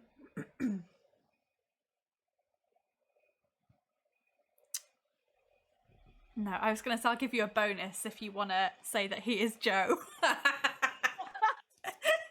No. Well, I'm gonna admit that I was here when Joe figured this one out. Oh, I see. So I'm gonna say it's his son. It's his son. And I know that's really shitty, but I remember that one. And Jimmy Gill has given you a +2 to use at any future time. Thank you, Jimmy. Thank you, baby. Okay, 371. He is his son. Wow. Thank you, okay. Joe. He's definitely his son. You are a wise challenger, the voice from the skeleton states without emotion. Joe is a wise one. Your reward for passing this part of the test is in the drawer of the table. The skeleton's mouth remains open, but no more sound issues from it. You look around the dark room and soon find a small table with a drawer. Carefully, you slide the drawer open and you find a small iron key. You drop it into the pouch on your belt. You leave the room and you continue along the tunnel to page 45, and you've reached another save point. Amazing. This is actually going quite well. It really is. I'm so surprised. Well, yes, so am I. But you're doing really well. You've made it to 1 hour and 4 minutes and 19 seconds. What do we think, guys? Is she going to win the season? She could. She could. While you all ponder that, I am going to take a quick loo break. I also need to go and get a drink and also check on the baby progress. I'm not an auntie yet. Shinji thinks you're going to win. Joe says you've got this, you can do this. And Auntie Chap says, nah, no chance. Oh, your lack of faith breaks my heart. Mixed bag there. Just before we go, I'm just going to switch these lives over because, there we go, because that was annoying me aesthetically. It was annoying me, so there we go. We've got them in the right order now. I'm just going to take a quick loo break. I'm going to show you my BRB screen. It's about 7 minutes long, so if you also need to go and take a loo break or grab another drink, you've got plenty of time. But otherwise, please enjoy the clips from last season, and we'll be back very soon. See you soon. If you decide to stay, you may have to face your fears. Wait a minute, let me get my tea. Ready. What's the worst that could happen? This whole campaign is trouble. I want to hear your Scottish accent. It's not Scottish! No, it's not! Let me see if I can get some lovely sound effects for your torture. 4.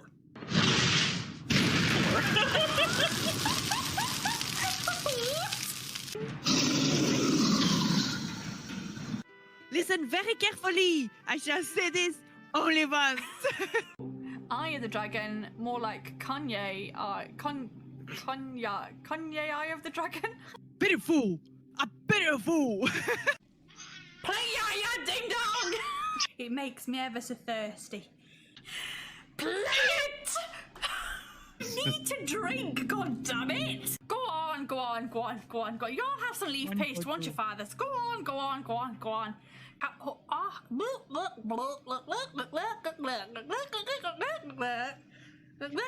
don't want to do this anymore. It made me feel like a little baby now. Right, anyway, that's a weird thing to say. No. It made me feel like a little baby. Oh, I knew this was going to happen. I should have had second breakfast. I was going to have second breakfast, but I didn't. You didn't have second breakfast? I didn't have second breakfast. No! I had a very small first breakfast and I'm starving, hungry. So please die soon. It's gonna be the shortest stream ever. Hey, would you like my wear this helmet, see if it's cursed. My curiosity got me killed twice. Let's get killed again. Okay, please die. Are you dead? Your adventure. No! ends here. You're joking. Death. I love death. How was anyone meant to beat her? Oh, death. So much death. Woo-hoo-hoo! Professional killer at this point. Is that enough for you? The next creature I see, I'm just gonna lay there and take it.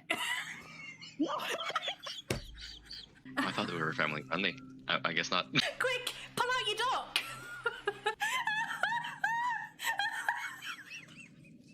He's just gonna watch his mate Morningstar you to death. I'm just gonna let them kill me. We might eat you afterwards. How barbaric an option. Bloody hell. This got dark. Oh, that was ruthless. I feel like I've actually been squished. Yeah, no, my dick's got squished. My beautiful dick collection. It's still phallic. That still makes me happy. Starting to feel a little bit deja vu-ish. That's my impression of a chair absorbing someone's skull. Second death. Oh, that was horrible. That was horrifying. Who else thought that was going to be insta-death? I definitely did. I think things get a lot more tense after this point, so I'm very excited for that. There we go. I don't think I can roll that high. I don't think you can. Well, like carved wooden duck will come in handy, I know it. You take a step back to defend yourself, but you stumble on a large bone. Oh no. Is he single? Is he single?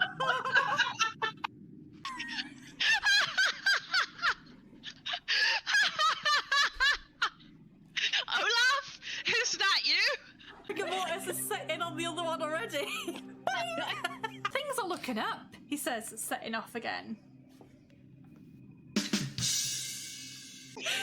My mind went somewhere else. I get laid, man, honestly. It's like we're playing, what was that game show called? We're still at black. The Dungeon of Love. Blind date. Blind date. And now there's another door. Who could be behind here? I'm going to flutter my eyelids, going like... It's the Queen of Spades, and she looks slightly unusual in the fact that she has a very wide grin on her face. Oh my god, it's Zaina! Welcome, warriors, brave and bold. Do you seek the dragon made of gold? That big smile's there. Who doesn't want to see this kind of face with people going insane? You're so beautiful! Not one of these with it, it's it. Move along. Further up the passageway, you see another door in the right-hand wall. You listen at the door and you hear scratching sounds coming from the other side. It's my cat? Do you like a scratcher? Just asking. Just throwing it out there. I am worried. Is she the one? Is she the one? Is she not the one? Am I going to have wasted this extra life by poking my head into see her? Let's see if you get lucky. I'm looking for love. We're going to search every room. Go through the door. Do you want to open it with your sword? Yes. I don't want to stick my face right up to it and pop it open. Does she seem like a legitimate, like, well turned out character? Can I put him open, right, with my dagger and consume his heart for 2 more stamina? It's always a catch. I wanted the goblin's heart, but apparently that is off the menu. She needs a bit. I was going to say she seems a bit needy. You could drink the rest of your healing potion. That will bring you back to max. I mean, the thing is, are you looking for a love match with someone who constantly needs help? I'm just looking for love. I am looking for love. Or maybe you're just horny. Trixie, what are you doing in the book? A wizard's staff has got a knob. Is he the one? Is he the one? Let's find out. I think we can trust him. He has helped us so far, so let's have a rest in this place and, like, regain our strength. Yeah. Let's stay! Let's stay? Mm. Wow! You've chosen wisely. I believe we're going to talk to him. Talk to him! In the safety of the den, you relax. You slip into something more comfortable. No, it does not say that! You're lying! I'm so grateful that you've decided to stay, my friend. I'm sounds like the one. very lonely and very So much am I. in need So am I. of some conversation. So am I. I feel like I need some like sexy music, jazzy sax. Oh, sorry, love. Sorry, are you trying to attract my attention? This is the romance that you never thought would happen in the most unlikely of places. Scylla would be buying a new hat by now. Diddly-doo, I win, Vicky wins, diddly-doo, diddly-doo. Congratulations.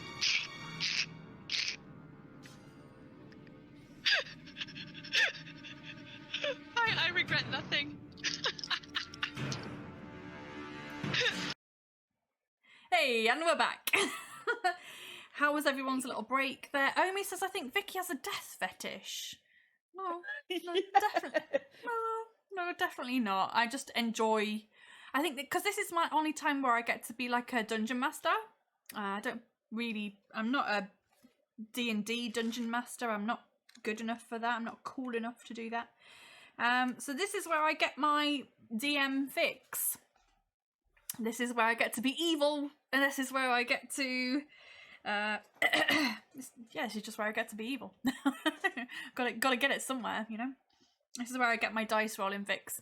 But yeah, anyway, shall we crack on? I was just saying to my other half that I think Becca could win today. I feel confident.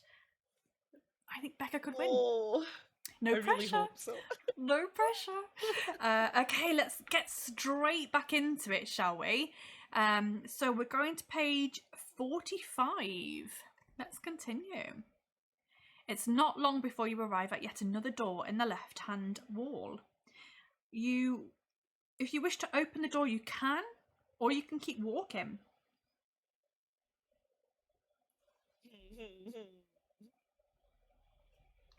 And Chap says, Vicky would never be evil any other time. No, I'm not. I'm so nice. Like, if you see me on my work streams on the Syrinscape channel, I'm just really nice. I'm lovely. And then on here, I'm just like, die! Death! Death! Love it on that video where you're like, death. I love death. I love death. Amy says, how dare you talk down about yourself? You are cool enough. I haven't got the energy to be a normal DM. This is as much as I need. So sorry, are you gonna keep walking or open the door? I'm opening the door. 235. I know I'm cool. I'm just not cool enough to DM. How many rings is she on? 1, I believe. 1. Yeah. Why, anti-chap? Do you know something that we don't? Why are these rings so important? Why are you asking? The door opens into an empty room. You enter the room cautiously, and as you do so, the door swings slowly shut behind you. You search the room for a secret passageway, but find no sign of one. To your surprise, the door is not locked, and you're able to walk out and back into the tunnel. However, you do not realise that you've been teleported, and you're now in a different tunnel than you were in previously. Unaware of your teleportation, you continue to walk on down the tunnel to page 378. So, who knows where you are now? 378. Have you been making a map? No. That's okay. I didn't know I had to.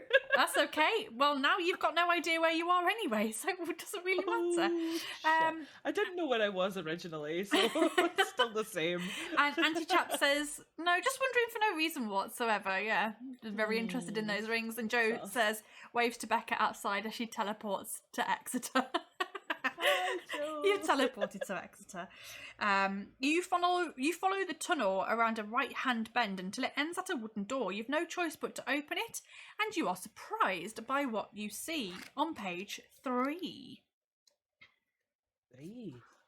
Page 3. He's a page 3 model. Well, he does have his tits out. Very surprised by what you see. Wow. Yeah, he's no Pamela Anderson, but okay.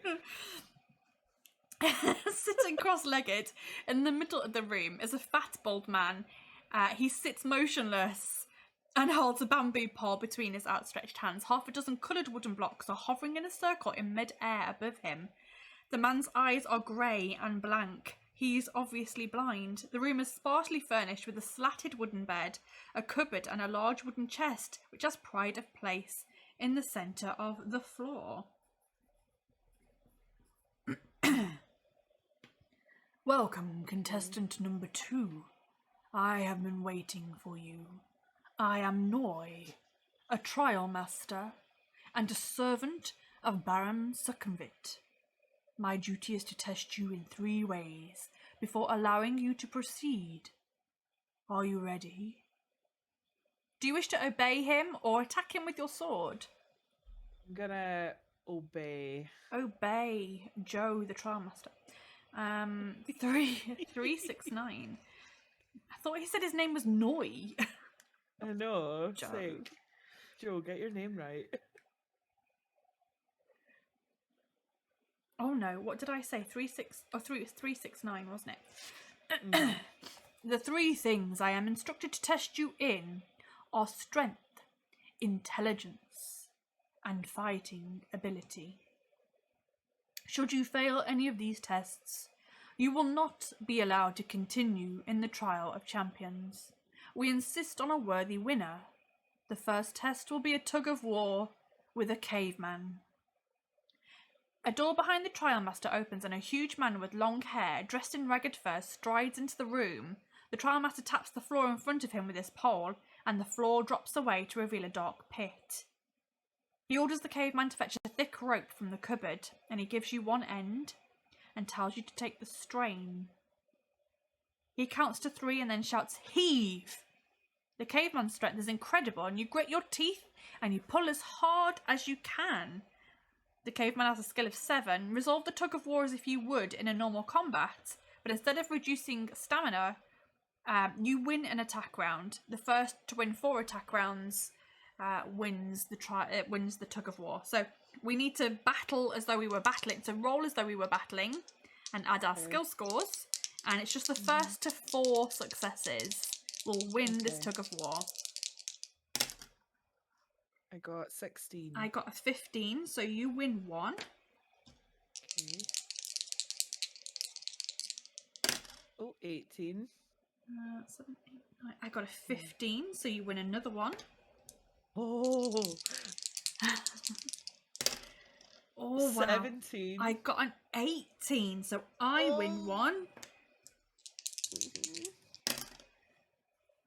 I got 17 a again. 15, so you win another 1. You're on 3.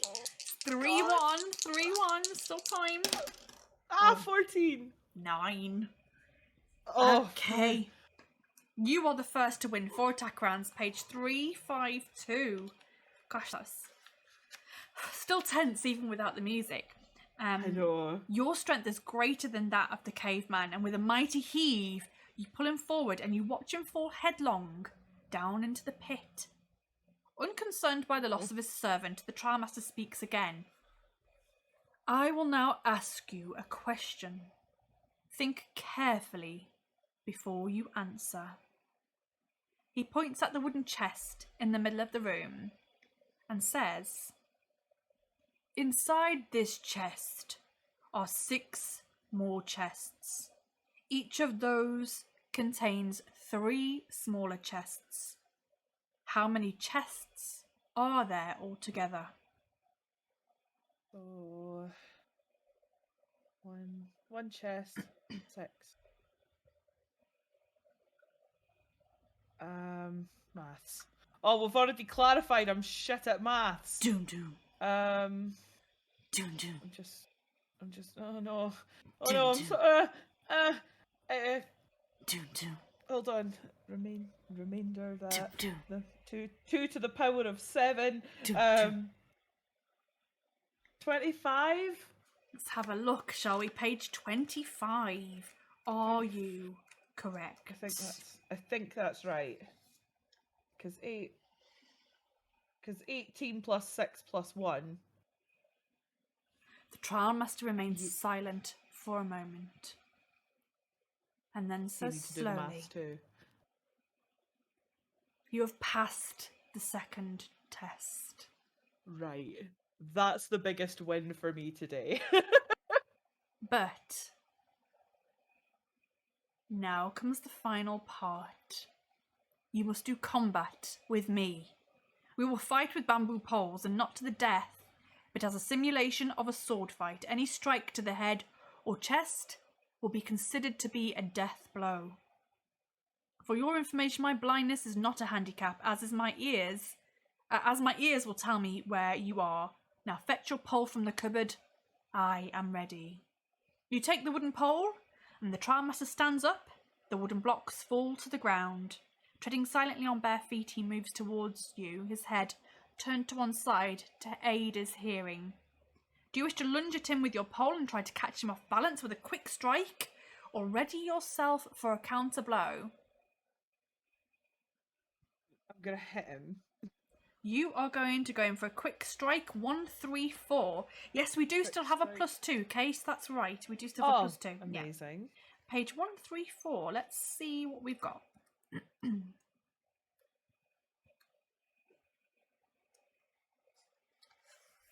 I really should put like a little thing up, shouldn't I? Like almost underneath the bonus lives or something like that. I should put how many +2s you've got. Yeah. Maybe I'll add that in another time. The trial master is anticipating your over-eager move and blocks the blow with ease. He steps quickly to the side and thrusts his pole upwards at your throat. Roll 2 dice. Sure he does. Thrusting his pole. Oh dear. Oh my. Into my throat. Sorry, right, roll. I need to roll, sorry. Yes, I roll got 2 dice, distracted. please. Just roll 2 dice. Straight roll. 6. A 6. That is less than your skill score, page 181. You react quickly and you block the thrusting pole. You both jump back and you circle each other warily. I'm imagining like something out of The Matrix. Yeah. The training montage. You both jump back and you circle each other warily. If you wish to feign a move to the left and then dive in low to trip up the trial master, you can, or you can wait for him to make the next move. I struck first, so let's hold back. Wait for him to make the next move, page 204. The agile old man strides nimbly towards you with the bamboo pole held to one side. You cannot tell whether he's going to bring the pole down over his head and strike at your head, or whether he's going to try to side sweep you in the ribs. Do you wish to anticipate a strike to the head or defend your ribs? Because if it's a hit to the head or the ribs, right? You're dead. Okay, ribs. We'll hide. Defend your Yeah, ribs, defend. page 32. Defend. You anticipate the trial master's move. He brings the pole around in a sweeping arc towards your side, but you block it with ease. His pole strikes your own with a loud crack. Do you wish to take the initiative and strike back quickly, or defend yourself again? Strike. Strike! Strike. 2, 3, Strike. 2, 3, 9. This is still tense without the music. It You is. thrust your right arm forward in an attempt to strike the Trialmaster's neck. He tries to counter your blow by bringing his pole up quickly across his body. His skill score is 8. Roll 2 dice. 11. It is greater than his skill score, page 298. Yes! Fuck him up! Your quick thrusting catches the Trialmaster unawares. Your bamboo pole thumps against his neck, and you let out a victory cry. You have triumphed against the odds over the skillful Trialmaster, page 362. Heck yeah. Amazing. Killing it. The Trialmaster stands back, panting heavily. Once he's caught his breath again, he says, "You have passed the 3rd test. You may now continue your walk through the dungeon. You may leave this room through the door behind me." The old man offers you no words of advice or encouragement, and so you leave his room. You open the door and pass through the squalid sleeping area of the caveman into another long and gloomy tunnel. You soon come to a stone fountain in the shape of a leaping fish. Would you like to drink from the fountain or continue walking? I'm gonna continue. Continue walking. Yeah. 3, 2, Don't 9. trust river. 3, 2, 9. Soon you hear the sound of hooves clattering towards you on the stone floor. The sound echoes down the tunnel, and then you see a shape emerging from the gloom. Seated astride a white skeleton horse is an armoured skeleton with a crown on its skull. Seeing you, the Skeleton King kicks its undead horse into a gallop and holds its sword aloft. You must fight the Mounted Undead. Hello. Oh, hello. Edge weapons. Hello. It says, Bonjour. "Oh, bonjour, Crimea. Long time no see. Comment ça va?" Edged weapons like swords and daggers do little to harm skeletons. Unless you have a hammer with which to fight the Skeleton King, you will only cause it to lose 1 stamina during a successful attack round. I don't know where you would have got a hammer from, but yes. You will only cause it to lose 1 stamina. But it only has a skill of 9 and a stamina of 7. So basically you need to hit it 7 times. Okay. I'm sure you can do this. You can do this even with your magical sword, which I really feel should have given you some kind of advantage. Right? Yeah. Right, we're in battle. Yes! Just like that. Excellent. Right, let's get into battle. I've got a off to a fantastic start. 22. Oh, I only got a 17, so it's down to 6 stamina.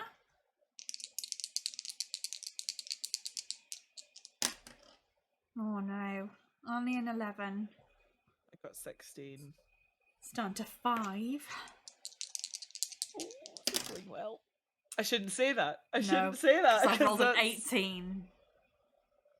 15. Oh, you do still have your. Oh, I was going to say you do still have your +2, but that's not even going to help you either. I wouldn't have. Yeah. So that has hit you for 2 stamina.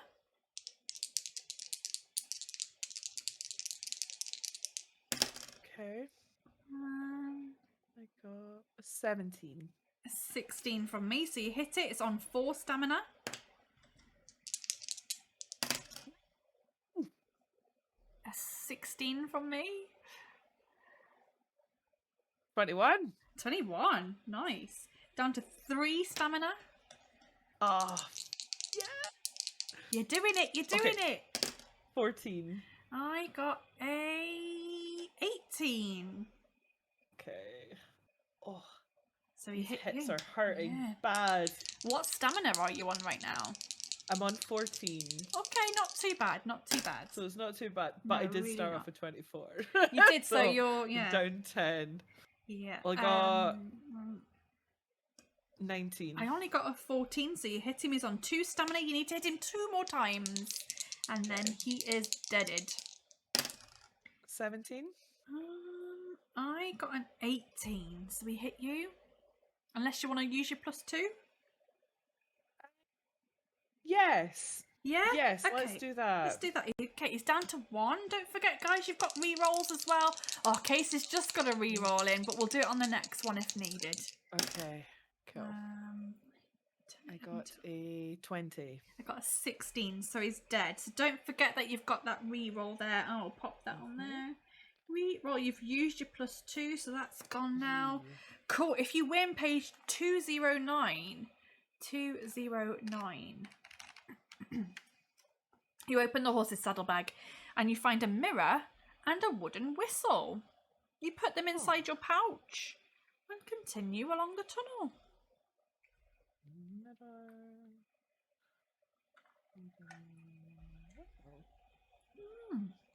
Cool. You continue along the tunnel, which soon ends at a T-junction. Would you like to go left or right? I've been right a couple of times. Let's go left. Let's go left. 129.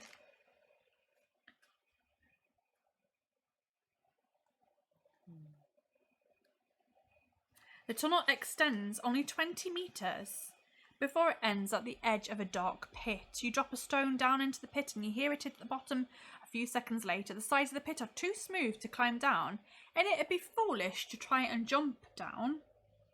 Yes, it would, Joe. Are you carrying a climbing rope over your shoulder? And you can climb down the pit that way if you'd like. If you do not wish to climb down, or you do not have a climbing rope, you must walk back along the tunnel and past the T-junction. And I don't think you do have a rope, do you? I don't. Okay, No, so I you've got don't. no choice but to go back to page 351. Okay. After 20 meters or so, you come to an iron grate in the floor. Do you wish to lift the iron grate or keep on walking? Let's lift the grate. Okay, 74.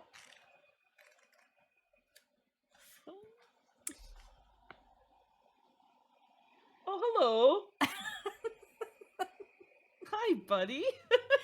As you begin to lift the grate, it suddenly flies up in the air, pushed from below by a powerful and hideous creature. It's Joe. A grotesque head appears on a large segmented body. It has no eyes, but a large suckered mouth surrounded by sharp hooks, and it strongly resembles Joe, a giant tapeworm. Attracted by the heat of your body, this bloodworm extends its body forwards in an attempt to hook into your flesh with its hooks. Look at that. That is horrendous. It's going to try and hook into your flesh. Roll 1 die and let's see what happens. Okay. I got a 6. A 6. Page 234.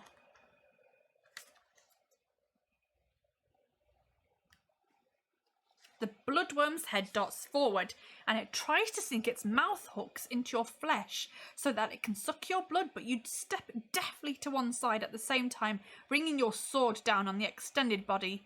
The stricken bloodworm rears up and attempts to hook you again, but it only has a skill of 4 and a stamina of 4. If you lose any attack rounds, you will automatically lose 2 stamina points for every further attack round, whether or not you win. Oh my god. But it only has a skill of 4 and a stamina of 4, so you are going to be absolutely fine. Right. 18.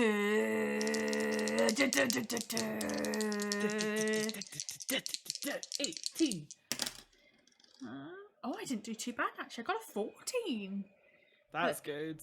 For this bloodworm with a skill of 4, yeah. Wow. Okay. I rolled a 13. 19. Okay, you've killed it. Boom. Sorry, Joe. Again. 1, 2, 3. Again. Page 1, 2, 3. Let's see what happens. You look into the bloodworm's foul lair beneath the grate, but see nothing. The floor is covered with fetid sludge, and the smell makes you feel nauseous. Do you wish to climb down into the sticky, gooey, smelly, fetid lair? Or would you rather walk back up the tunnel? I'm gonna go down. Okay. Oh, I can't go down. Let's go down into the lair, page 243. Whoop, I've got an itchy nose. She chose down. She chose down. She did choose down. You drop knee deep into the thick brown sludge. The dark brown body of the bloodworm is about 8 meters long and is coiled around inside its stinking lair. You poke around in the sludge with your sword and you come into contact with something solid. You reach down and manage to pick up the corked bottle. You wipe off the sludge and you see it's made of a dark green glass. There's a piece of paper inside the bottle which reads, "There is a door behind a pile of stone." It makes no sense to you, but you make a mental note of it. You find nothing else and you climb back out of the lair and you carry on walking along the tunnel. I imagine you fucking stink at this point. I'd be reeking. Yeah. The next river I find, can I have the option to wash? Absolutely. Absolutely. You still have one ring at the moment? I do, yeah. One ring, okay. You are going to carry on to page 174. Really gutted I didn't have a rope. That would have been... I feel that was the right move. Maybe. The tunnel turns sharply to the left and then doubles back on itself. You walk along it for 50 metres before coming to a wooden door. The lower jawbone of a dog is mounted crudely above the door. Do you wish to go in or walk on? I'm gonna walk on. Walk that on? Seems dodgy.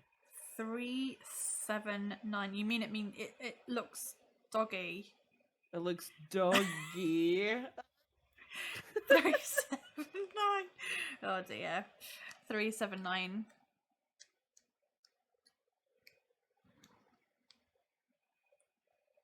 The tunnel continues straight ahead until it ends at a T-junction. Do you want to go left or right? I will go left this time. You're gonna go left. Page 162.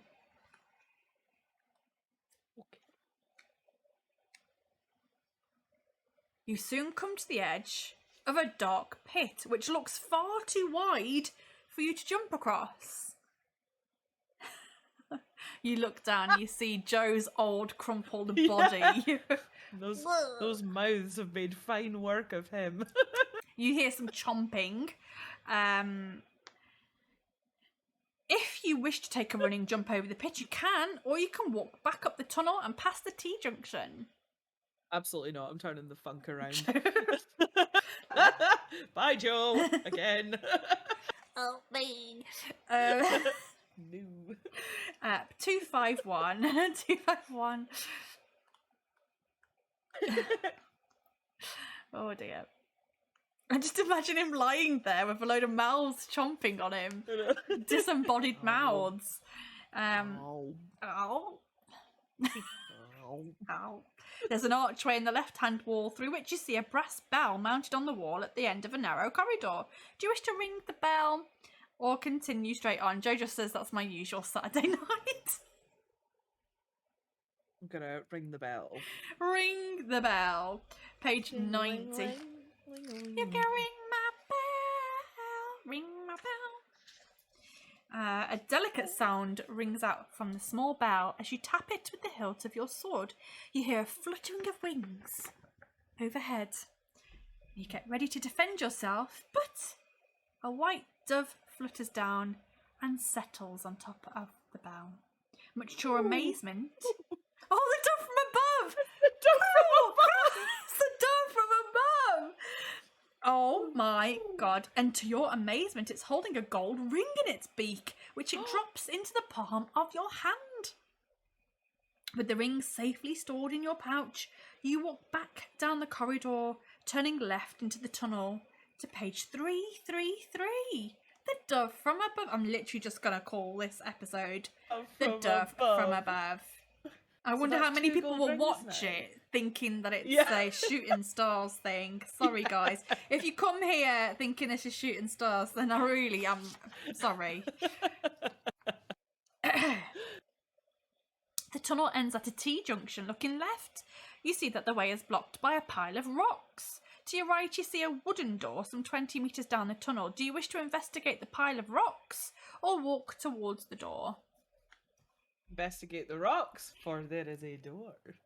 Is there now? How do you know that? Page 96. A cryptic note in a bottle, perhaps? You pull away a few rocks and see that there is indeed a doorway behind. If you wish to spend time clearing the rocks, you can, or you can walk back to the other door on the other side of the T-junction. Joe says, I've got to go in about 5 minutes, but might be back before the end. No worries. And Idris also needs to head out now, but good luck. Lovely seeing you both. Thank you, Idris. Mwah. Love you. I love you. Okay, so what are you going to do? You're going to spend time clearing the rocks? Or walk Clear away? the rocks. Clear the rocks. 2, 1, 5. Feeling good about this. Okay. It takes about 20 minutes to clear the rocks away. Eventually you turn the handle of the door and shove on it with your shoulder. The rusty old door creaks open and you find yourself standing in a disused tunnel. The air is dank and musty and you can't see far into the gloom, but as your eyes become accustomed to the dark, you see that there's no way forward as the roof of the tunnel has also caved in. But on the back of the door there are some words and numbers written in chalk, but it's far too dark to see them properly. Do you wish to fetch a torch from the main tunnel so that you can see and read the words and numbers? Or would you like to forget about this derelict tunnel and walk to the door on the other side of the T-junction?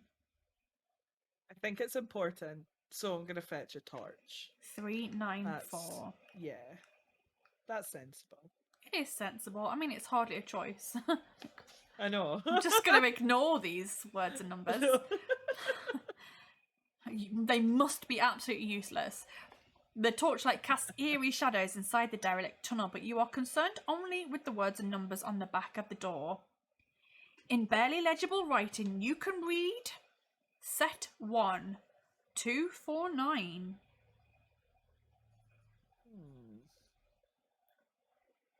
Okay. You make a mental note of what you've read and then walk on through the door towards the door on the other side of the T-junction to 375. And I am going to pause there and call that.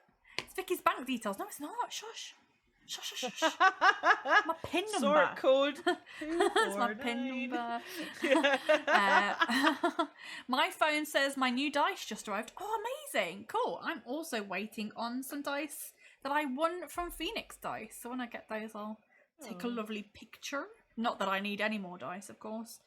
So you've made it to 1 hour, 33 and 19 seconds. You've got a skill of 10.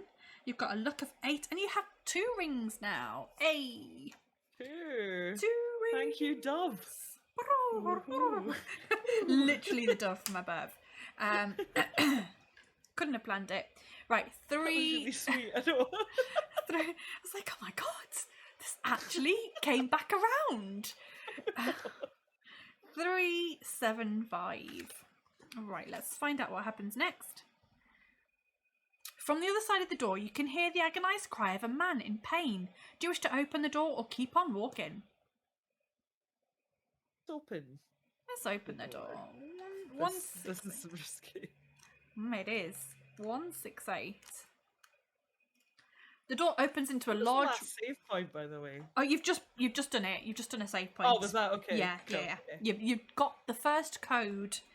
There you go. So the door opens into a large room with a massive stone face carved into the back wall. Stone steps rise up into its huge open mouth, and at the top of these steps you see that one of the other contestants is writhing in agony. A large purple tongue like a giant snake is wrapped around the elven prince, who is desperately stabbing at it with his dagger. Do you wish to help the elven prince or leave him and continue along the tunnel? Oh god. Oh,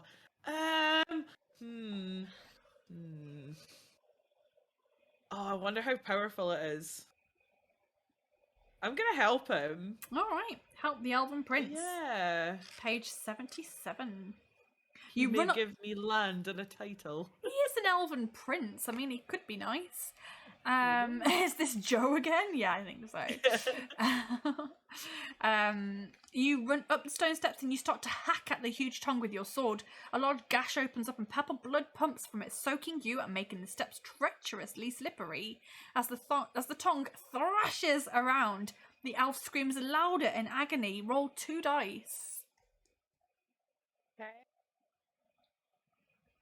11. This is greater than your skill score, page 132. Trying to avoid the thrashing tongue, you slip on the wet steps and you fall over. Test your luck. You have a luck of 8. You need to roll 2 dice. It needs to be an 8 or below. 11. You are unlucky. Your luck goes down to 7 now. You are unlucky, page 210. This could be the end of you. Oh no! 210. You cry out in pain as your opponent's spiked ball slams into your arm. Huh? That doesn't make sense, does it? What? Excuse me? Wait a second. That seems like right at the beginning, right? That doesn't seem right. 210. Wait. Help the Elven Prince, page 77. Wait. Did he have a spiked ball? If the total is greater than your skill score, page 132. How did I get that wrong? 1 3. How did I get that wrong? 132. Morning, Papa Dragon. Oh, how are you? 132. Let's have a little look. You fall over. You are unlucky. Page 38. How did I get this so wrong? Was I looking at... Oh, it's because the one above you also says if you are unlucky, turn to page 210. So I must have just... My eyes just must have skipped up one. 38. Okay, let's continue. Morning. It's actually 4:30 in the afternoon here. So, good afternoon. You fall awkwardly on the steps and you sprain your wrist. Lose 1 skill point. However, your injury does not deter you from jumping to your feet and trying again with your struggle. Page 8. As you lunge again, the elf falls silent, the life squeezed out of his body. The tongue releases him and retracts down the cavernous throat. You drag the elf out of the mouth, although there's nothing you can do for him now. You are beginning to wonder what to do next when suddenly the elf's eyes open, and with his dying breath he whispers, "Thank you for trying to save me. You didn't have to do it, because we both know only one person can walk out of here alive. It won't be me now, but take what I have and walk into the mouth. If you can overcome that dreadful thing that surprised me, I think that is the right way to go." His eyes close again and he exhales for the last time.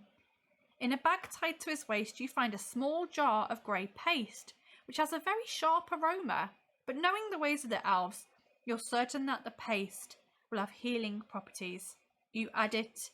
you decide to dab the contents of the jar onto your wounds. Add 6 stamina points. Okay. Hang on, my friend's calling me. No worries. Decline. Sorry. I don't know why I'm saying sorry, I'm not calling you. But how many stamina are you on now? Do you need to take the call? I'll just message her super quick. Okay, let me pause then.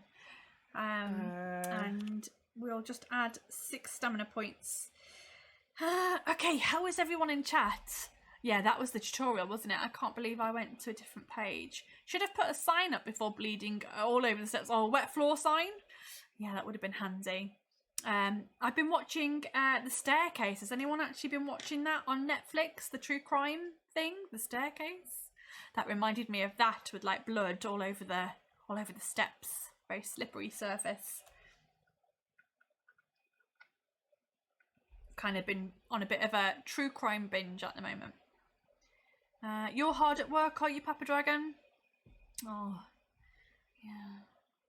I enjoy not having to work at weekends. I went for brunch with my friends this morning, so that was really nice. Oh, Malakisa, you've been watching Worst Roommates. I think I finished all of them now, but oh my god, that was good.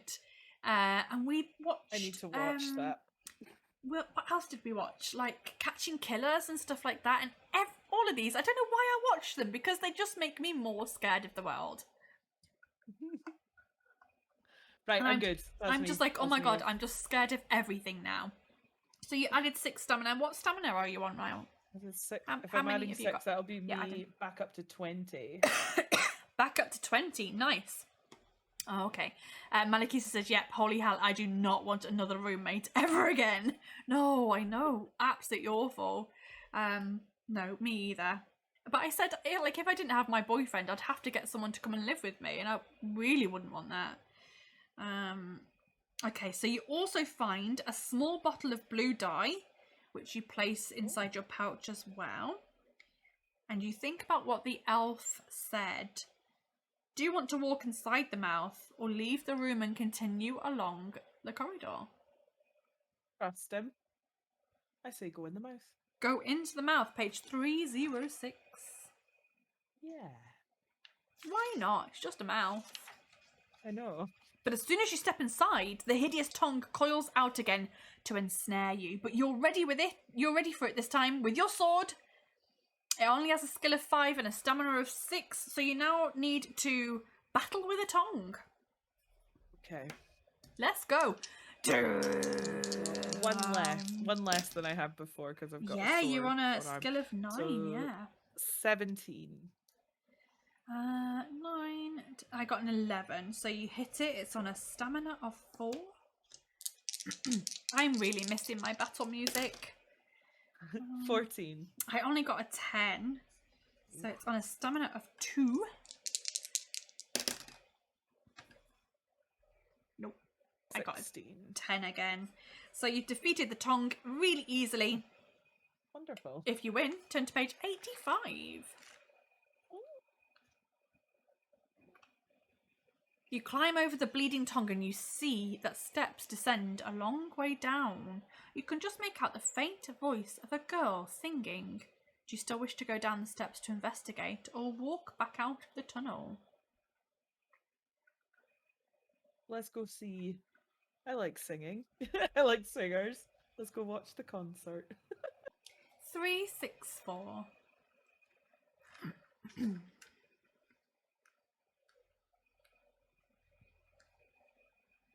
At the bottom of the steps there is a large cave which is partly submerged in gently bubbling water. Steam rises into the cold air and you see a tunnel exit in the far wall. Sitting on a rock in the middle of the underground lake is a beautiful woman singing a magical song.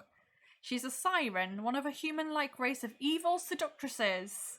Her song is to lure you in so that she can slay you with her long knife as a sacrifice to her gods. She is beautiful. She is beautiful. She is beautiful.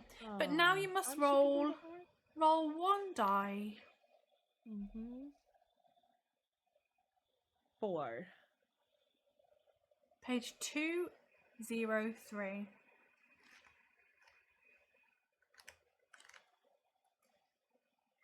You manage to cover your ears and scream at the top of your voice and shut out the siren's song. You run through the cave and into the tunnel beyond to page 21. Ooh. And we're also going to save there. Oh, good. Oh, this is so stressful. I'm just missing my music. Everything would be like a million times more tense with the music. Page 21, let's go. Okay. The tunnel rises quite steeply and grows rapidly colder. The steep floor soon gives way to stone steps, which makes progress a little more tiring. But halfway up the steps you notice that there are 3 in a row which are painted red. Do you wish to carry on walking up every step, including the red ones, or leap over the 3 red steps? I'll just walk up. Okay, walk up 372. 372. Taking a few more risks because you know you've got that bonus life. Got those extra life, yeah. But each one of the 3 steps emits a flow of healing vibration. You may add 3 stamina points. Oh my god! You're almost back up to max. You bound up the remaining steps to page 141. Incredible. You walk through a stone arch into a level tunnel, and after walking some 30 metres you come across a row of clay urns, each the same size and pattern, lined against the right hand wall. Do you wish to look inside the urns or ignore them and carry on? Have a look. Have a little look. 208. Kick. The first urn is empty, as is the second, but the third one contains a purple cloak. Do you want to put it on? Look in the 4th and 5th urns, or leave all of the urns and walk on. The purple cloak. Oh, that sounds gangster. Let's put it on. That sounds so fly. Page 53. I don't know what I'm wearing. Just rags. Rags and a purple cloak. The cloak is made of a special material which will give you fire resistance. Add one. Oh my god! 1 luck point, so you go back up to 8 luck. Do you wish to look in the 4th and 5th urns, or leave them and carry on? I'm just gonna leave it. I'm not tempting fate. Don't be greedy. Page 69. No. Papa Dragon says, I love this. Reminds me of those old D&D Choose Your Own Adventure books. This is a Choose Your Own Adventure book. It's fighting fantasy. But yeah, it's very sort of retro. It's very cool. 20 metres further along, you come to another door. The door is painted black and has a large brass ring on its handle. Do you wish to open this? Beautiful. I would really like to see a black door with a large brass handle. Do you wish to open it or keep on walking? Seems too good to be true. I've had some quite good luck. Okay, so I'm gonna walk on. Keep on walking. Page 109. So this is all inside a mouth. No, so you've gone down into the mouth into the cave, and then you've come up and out the other side. Right. Okay. Oh yeah. You've like come up and out of its bumhole, really. So you've definitely need to come out the other end. You're very stinky, but that cloak is kind of helping. The tunnel eventually ends at a T-junction, and looking right you see a bright glow in the distance, and looking left you see that the tunnel ends at a door. Do you wish to walk towards the bright light or open the door to your left? Open the door. Open the door to your left, page 386.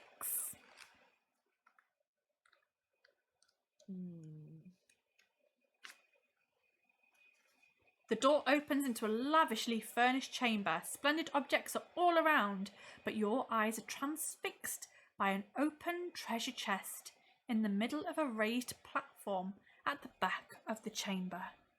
Solid gold statues of eagles are set at the 4 corners of the marble steps that lead up to the platform. This treasure chest is brimming over with diamonds, gold objects, countless gems. You climb the steps and you reach out to touch it. And then the illusion shatters and you see that you're not touching gold and precious stones at all, but the open jaws of a terrible mind warp beast. This gruesome killer has the ability to create a perfect illusion and is now revealed as a gigantic green mouth with rows of needle-sharp teeth. The jaws snap shut, almost severing you in 2, and its second bite is more successful. Nom, nom, nom, nom, nom, nom, nom. You're dead. Oh my god, really? Yeah, and I've got the perfect command for this, if it'll work. Nope. You're kidding. Oh my goodness. Nom nom nom nom nom nom nom. There you go. Oh. So we go back to where you've just defeated the siren, or escaped the siren, rather. But yeah, a lot of people have died there. I think you're the 3rd death there. Yeah. That's crazy. You actually crazy. Did really well though. You're doing awesome. So we need to go back to 5 minutes ago. Okay. After the siren, but before you put on that cloak, so you get to discover the wondrous cloak again. Yay. We're going back to 1 hour 40 minutes and 50 seconds and to page 21. Oh, you're frozen again. I've frozen again. Wow, it really is just, I'm just the best at this. Wow, look at me. Wow. There we Evil go. room. It took my last life. Oh dear. Oh dear. You got far though, to be fair. Malakisa did really well. I think actually, Malakisa, I mean, 2 people have got there. I think Phoenix Iwaki also died there. So both of you have done really, really well. Let's go back to page 21. Okay, so you're going to come out of the bum hole again. Let's see how you're going to die on this final life. This is quite exciting now. Oh. The tunnel rises quite steeply and grows rapidly colder. The steep floor soon gives way to stone steps, which makes progress a little tiring. But halfway up the steps, you notice that there are 3 in a row which are painted red. I assume that you're going to walk up those again. 3, 7, 2. Although you have come back with full stamina now. So you're on 9 skill, 24 stamina, and 8 luck, I believe. Oh no, 7 luck. 7 luck, sorry, and 2 rings. So it's something else that gives you luck, I believe. Was it the cloak? I think it was the cloak that made you lucky. 3, 7, 2. So also, I think these red lines also signify the actual bumhole that you come out of. You get a little boost, a little boost as you get pooped out. There you go. So you've got a healing vibration. Add 3 stamina, although you're at full stamina already now. Turn to page 141. You walk through a stone archway and into a level tunnel. After walking some 30 meters, you come across a row of clay urns, each the same size and pattern, lined against the right-hand wall. If you wish to look inside the urns, you can. I assume you want to for the cloak. Yep. 208. Get your cloak. 208.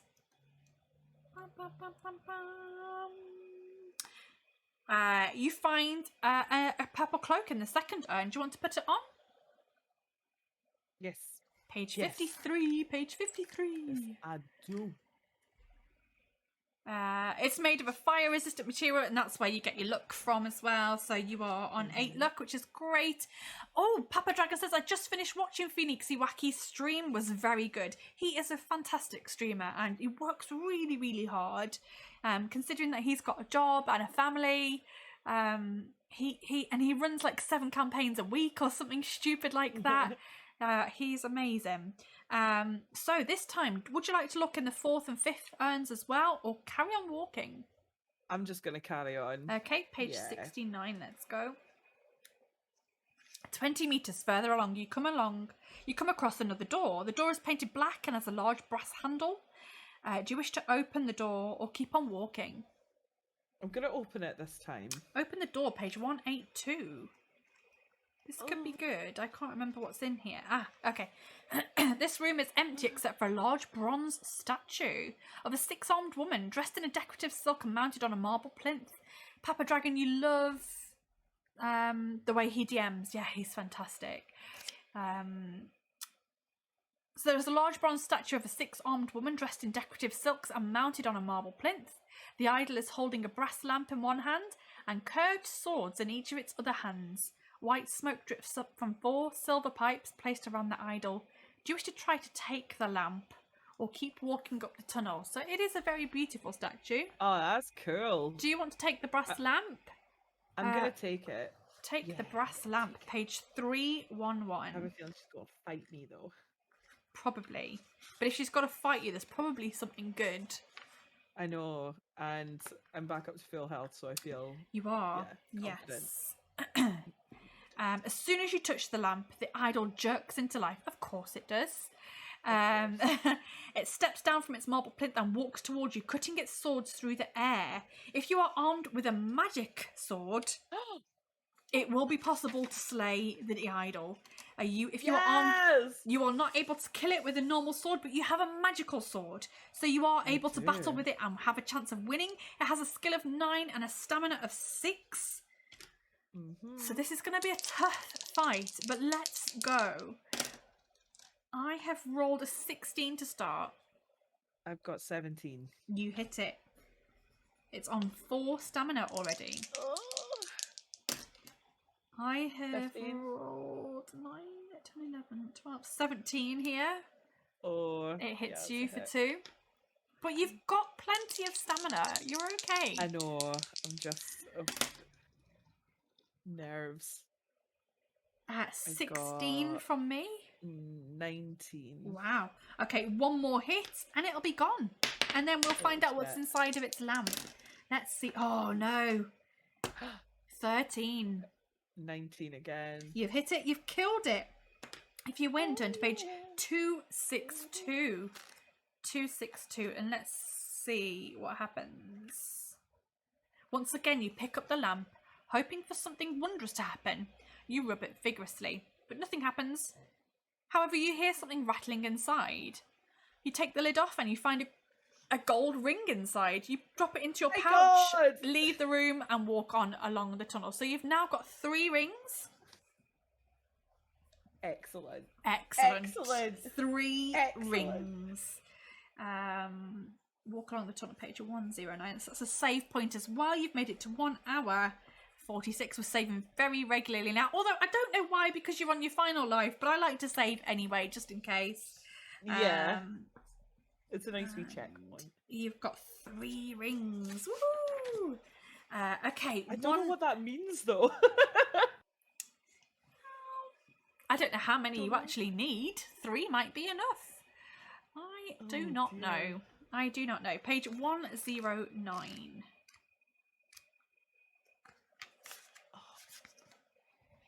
The tunnel eventually ends at another T-junction. Looking right, you see the bright glow in the distance, and looking left, you see the tunnel ends at a door. Do you wish to go towards the bright glow or the door? Go towards the light. Towards the light. Anti-Chap says, are you an elven lord? No, I'm a fat-ass gladiator chick called Gluteus Maximus. She's got that big booty. Big booty. That Big booty. has saved my booty many times. 386. She sounds like my kind of lady. 386. You got a big booty. 386. Okay. Oh no, not 386. Where were we? Sorry, I've done the wrong one. I went towards the other one. 109. I went wrong Can we take again. a toilet break? Do you need another loo break? Yeah. Okay, we can take a break. Yeah, sure. Let's take one now. Let's take one now. Why not? Because that's actually a good place to break. I need to pee too. So you guys, you get the pleasure of watching the BRB screen again. We may not go full length because it is 7 minutes. But when we're both back, I'll be back. So yes, for those of you who haven't seen the BRB screen before, enjoy, and we'll be back very shortly. If you decide to stay, you may have to face your fears. Wait, let me get my tea. Ready. What's the worst that could happen? This whole campaign is trouble. I want to hear your Scottish accent. It's not Scottish! No, it's not! Let me see if I can get some lovely sound effects for your torture. 4.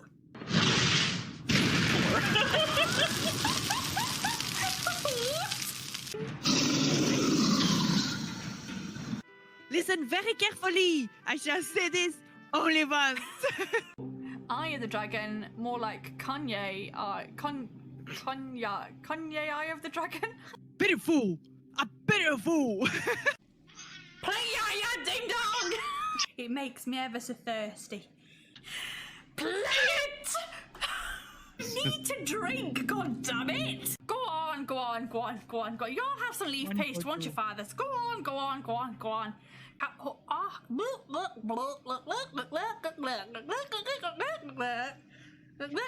don't want to do this anymore. It made me feel like a little baby now. Right, anyway, that's a weird thing to say. No. It made me feel like a little baby. Oh, I knew this was going to happen. I should have had second breakfast. I was going to have second breakfast, but I didn't. You didn't have second breakfast? I didn't have second breakfast. No! I had a very small first breakfast and I'm starving, hungry. So please die soon. It's gonna be the shortest stream ever. Would you like my wear this helmet, see if it's cursed. My curiosity got me killed twice. Let's get killed again. Okay, please die. Are you dead? Your adventure. No! Here. You're joking. Death, death, death, death, death. I love death. How is anyone meant to beat her? Oh, death, death, death, death, death, death, death, death, death, death, death, death. So much death, so much death. Woo-hoo-hoo! Professional killer at this point. Is that enough for you? The next creature I see, I'm just gonna lay there and take it. I thought they were family friendly. I guess not. Quick, pull out your duck.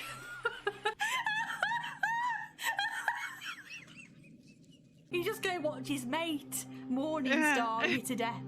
I'm just gonna let them kill me. We might eat you afterwards. How barbaric an option. Bloody hell. This got dark. Oh, that was ruthless. I feel like I've actually been squished. Yeah, no, my dick's got squished. My beautiful dick collection. It's still phallic. That still makes me happy. Starting to feel a little bit deja vu-ish. That's my impression of a chair absorbing someone's skull. Second death! Second death! Second death! Second death! Oh, that was horrible. That was horrifying. Who else thought that was going to be insta-death? I definitely did. I think things get a lot more tense after this point, so I'm very excited for that. There we go. I don't think I can roll that high. I don't think you can. Well, my carved wooden duck will come in handy, I know it. You take a step back to defend yourself, but you stumble on a large bone. Oh no!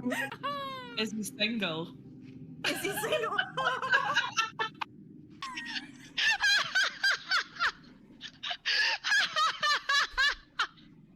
Olaf, is that you?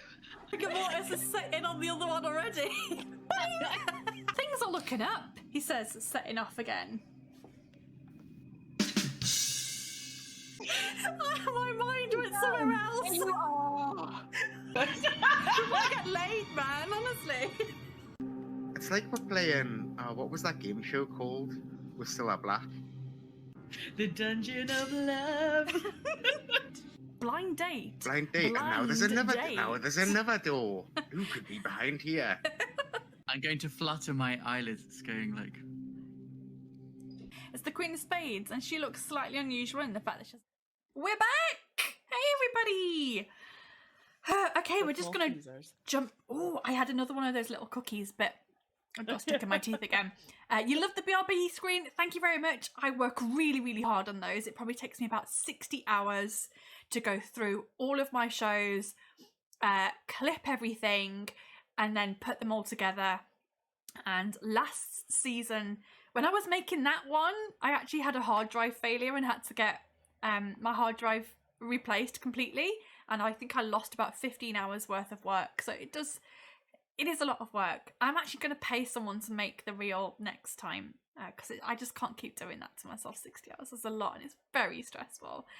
So I'm just going to pay someone to do it and we'll see what comes back. So yes, please help me make those clips. If you want to make some clips for me, then that would be amazing. We've got clips for every episode so far. Actually, Malakisa's episode, I need to go back and do clips for that. I didn't have time. But yes, please feel free to make clips. It really helps me out. But for now, you were crying. It was so funny. Thank you. That makes me feel happy. So I've got some fantastic guests and they are very funny. And this season has been by far the funniest season, I think, so far. Just because it's been so brutal. So, yes.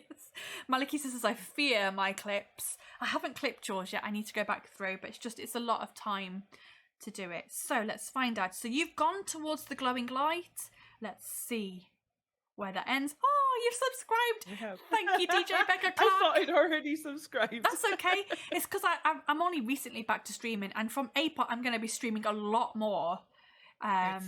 And I'm actually, someone gave me the great idea today, because I was saying that I really want to go to TwitchCon this year.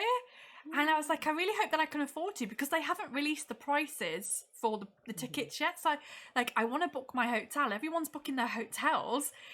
So I was like, I kind of need to book my hotel, but I also don't know how much the tickets are going to be.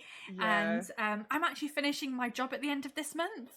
So I just don't know what my financial situation is going to be by the time TwitchCon comes along. So I think what I'm going to do is put up a dono goal to try and raise some money so that I can go to TwitchCon this year. And Dana Rex has said if I want to go and stay with her for a week after TwitchCon, she'll show me Belgium. So amazing. That would be so cool. So all of the money from the donos, all the dono goals, that's all just going to go into a PayPal account, and that's going to sit there. And I'm going to use it for TwitchCon. So any money that gets donated now and all of that, and then going forward from April, any money that people want to tip me or anything like that, I'm going to use towards TwitchCon. And hopefully I can go to TwitchCon this year, because that would be awesome. It's TwitchCon. What? I want to go. It's in Amsterdam if you want to come. It's going to be in Amsterdam. Absolutely. Yes. Absolutely. And it's in July. I believe it's the 15th to the 17th of July, I think. Okay. But I think they release tickets at the end of April, I think. Cool. But yeah, I would love to go. So yeah, we just need to raise some funds. So, yeah, Papa Dragon said, I would love to try my hand at this. Definitely grab yourself a book. And, you know, I've played this with up to 4 players. I used to treat it as basically D&D, that you could fit into like 4 or 5 hours with one group. It works really well, actually. So I think we've wasted enough time. Let's get on with this. So you've gone towards a bright light. Let's see what happens. The tunnel ends at an archway, which is mounted with dragons' heads made of iron. Flames shoot out of their mouths continuously, making a wall of fire across the archway. Do you wish to run quickly through the archway, or walk back down the tunnel to open the door? You've got your fireproof... Fire resistant cloak. Fire-resistant Let's go through. Let's go. 370. 370. Let's go. Let's go. Keeping your head down, you run through the archway as fast as you can. You are wearing a purple cloak. Let's go to page 16. See whether you get singed or not. The heat from the flames is intense, but the fireproof cloak protects you completely. Once through the archway, you find yourself in a cross passage. Looking to the right, you see nothing of interest. Down the long tunnel, you see nothing of interest down the long tunnel, but to your left, you can see something hanging down from the ceiling, and you decide to investigate. You go to page 88. You're like, what is that? Let's go and see. As you get closer, you see that a rope loops through a hook in the ceiling and that a wooden box is suspended by it while out of reach. The other end of the rope loops back through the hook in the floor. Basically, you're looking at this. I can't even... Okay. You're looking at this. And there is an axe that is sticking out of a block, and an inscription on the blade reads rope cutter. Do you want to cut the rope with the axe, cut the rope with your sword, or ignore the whole thing and walk on? With my sword. Cut it with your sword. 149. Yeah, because that seems sus. Sus. Rope cutter. No, I don't trust that. One blow from your sword cuts the rope in 2. The wooden box crashes to the floor and breaks apart. Lying inside the broken box, you find 2 brass hands from a clock. Hoping that they might be of use to you, you place them inside your leather pouch and you walk on to page 388. That's very strange.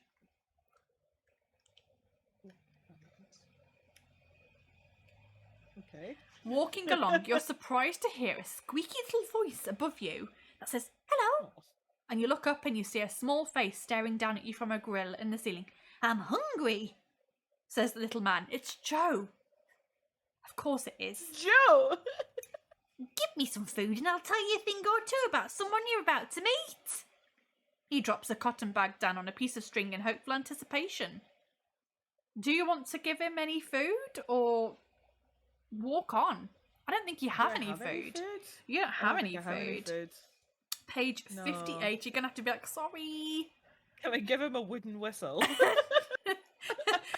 No. What's he going to do with that?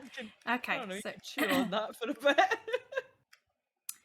walking along, you step on a stone which triggers an unseen trap. Iron bars drop down from holes in the ceiling in front of you and behind you. You strain to lift them, but you're unable to move, and they're far too thick to bend. Do you have a file? No. You do not possess a file. Page 396. I think this could be the end of our Becca. Really? Yes. Like a caged lion, you pace between the bars, getting angrier and angrier, but you are trapped, and there is no escape. You're trapped! No. Really? Minutes later, you hear a hissing sound, and you realise that poison gas has been released into the air, and it ends your challenge. That was so anticlimactic. I know! Wasn't it just? Just because I didn't have a file. Yeah. Like, I have a sword. A magical sword as well. I know, you think that would do a bit more than a file. Case says, you've got a whistle. Surely you can blow a note sharp enough to cut through these bars. Yeah.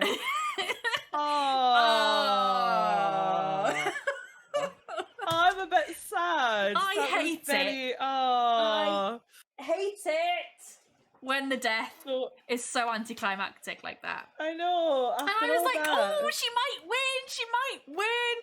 That was a crap death. Absolutely shit death. Oh. Oh no.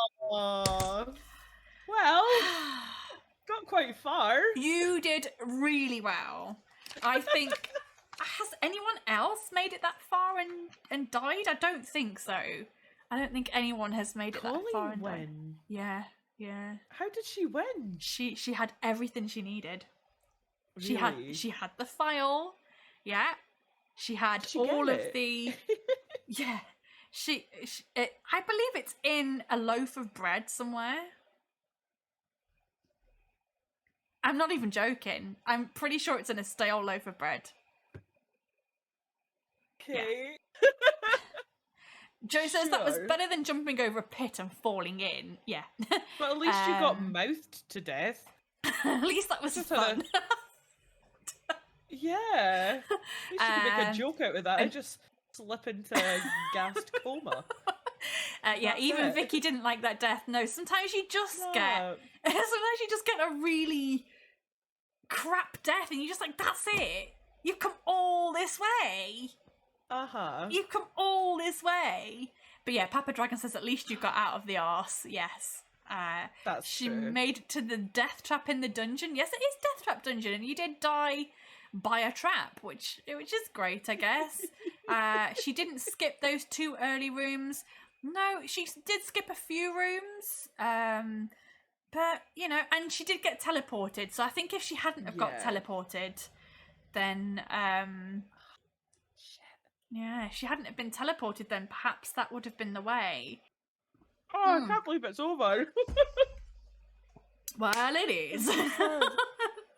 So, where does that leave me on the leaderboard? Eliminated. Completely eliminated. Eliminated. That's so sad. That is so sad. Yeah, so only one person has made it. You'll go down at the bottom of the leaderboard with all of the other eliminated players. Can I be at the top of the bottom of the leaderboard? Yeah, you'll be where you're put. You're gonna be where you put, and to be honest, because you're so cheekily asked, I might just move you right down to the bottom. No. Anti-chat said, didn't have all 9 rings that mortal men need. I don't know how many. I can't. Is it 9 rings that they need? Is it 9? I can't remember. But yeah, you did so well. That was such a good run. I can't wait to go through and make a load of clips from that. It's going to be brilliant. At least we got some. We got some really good clips out of that. But yes, for now, I'm going to let you go. It's actually quite nice here, and I always like it when we finish at a time when it's like, oh, it's sunny. I could probably go for a walk. Yeah. Anti-chat says no idea. That's just the Lord of the Rings thing. Maybe you do need 9. You've thrown a lot of Lord of the Rings things at me today, and it's just going straight over my head. Even though I have seen them multiple times. Defeated by butt gas. Who knows where it can come from? It's just there. But yes. Well, that was incredibly good fun. Oh, it was so much fun. And if we do another season, which I hope we will you come back?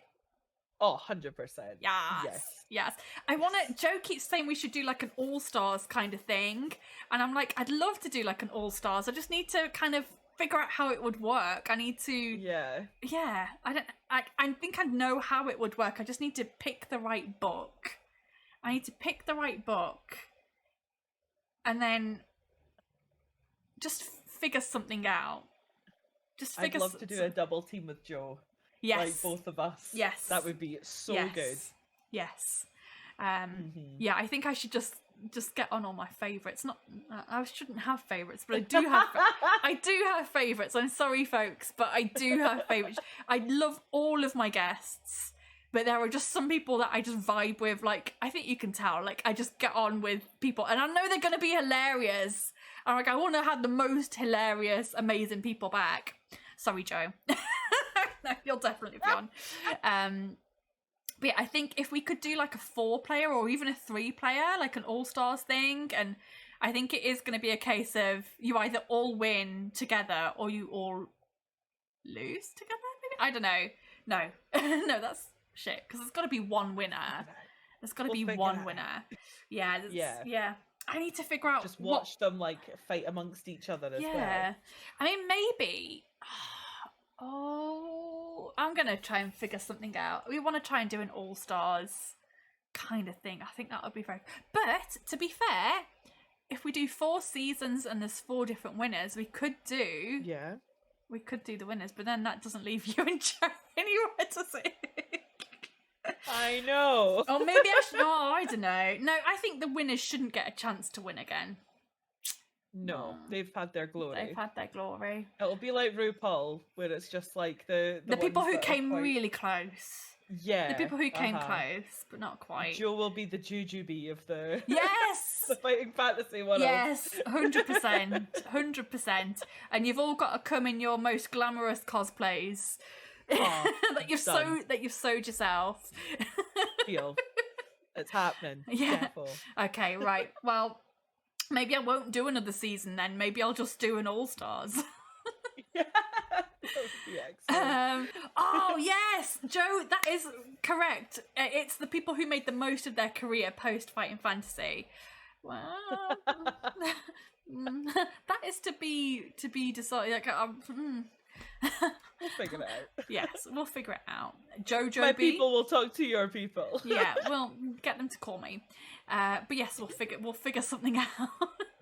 Yeah, we'll figure something out. But yeah, maybe I'll do that. Maybe I won't do another season. Maybe I'll do 4 seasons and then an all-stars, and then we'll take it from there. That could be good. And it also it depends on a lot of things. There's a lot of things happening. So yeah. So when are you coming back to streaming? When are you gonna be just DJ streams or?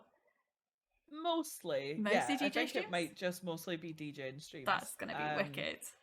Because I want to do more with my DJing. Yeah. So it's just an excuse to make more mixes, really. I've watched there's 2 people that I watch a lot of.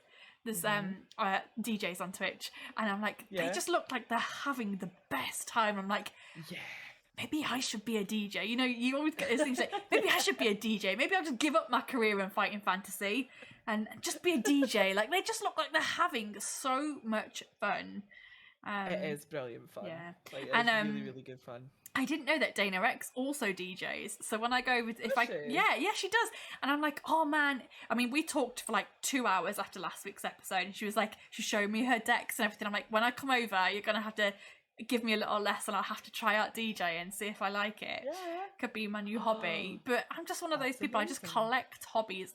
My newest hobby is hula hooping and learning like hula hoop tricks. There's a hula hoop class where I live, and I'm like, I'm just gonna go and give it a go. So me and 2 of my mates have been the last couple of weeks, and it's really good Is it fun. fun? It is really good fun, but I just collect hobbies because you just You never gotta know. try You've got to try everything. You never everything, know.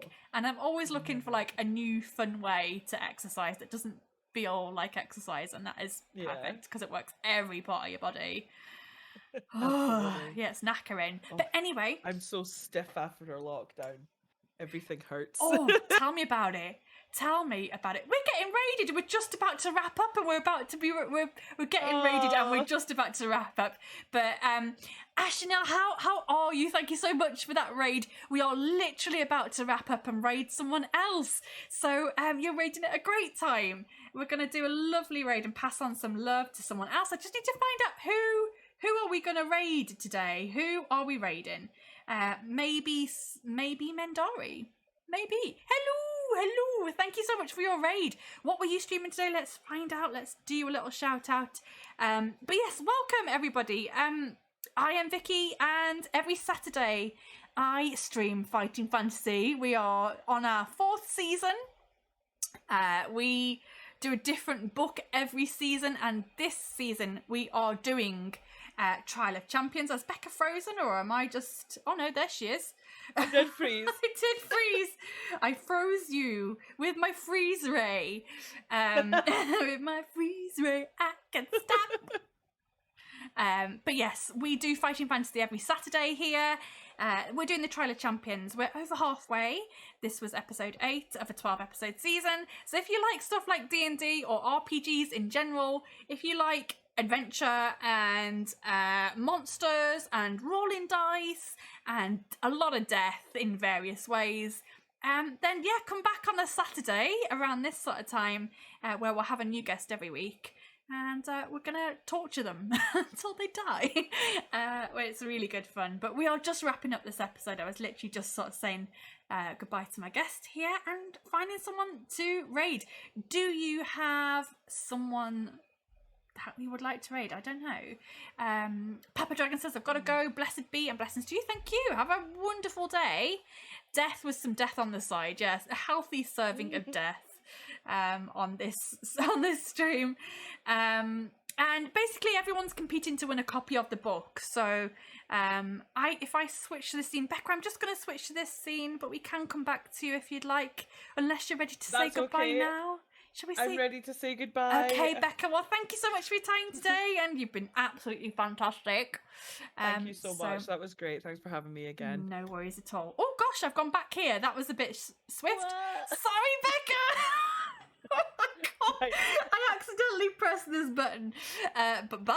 It's okay. Bye, everyone. Love you. Bye. Oh, bye, Becca. Bye. Oh man.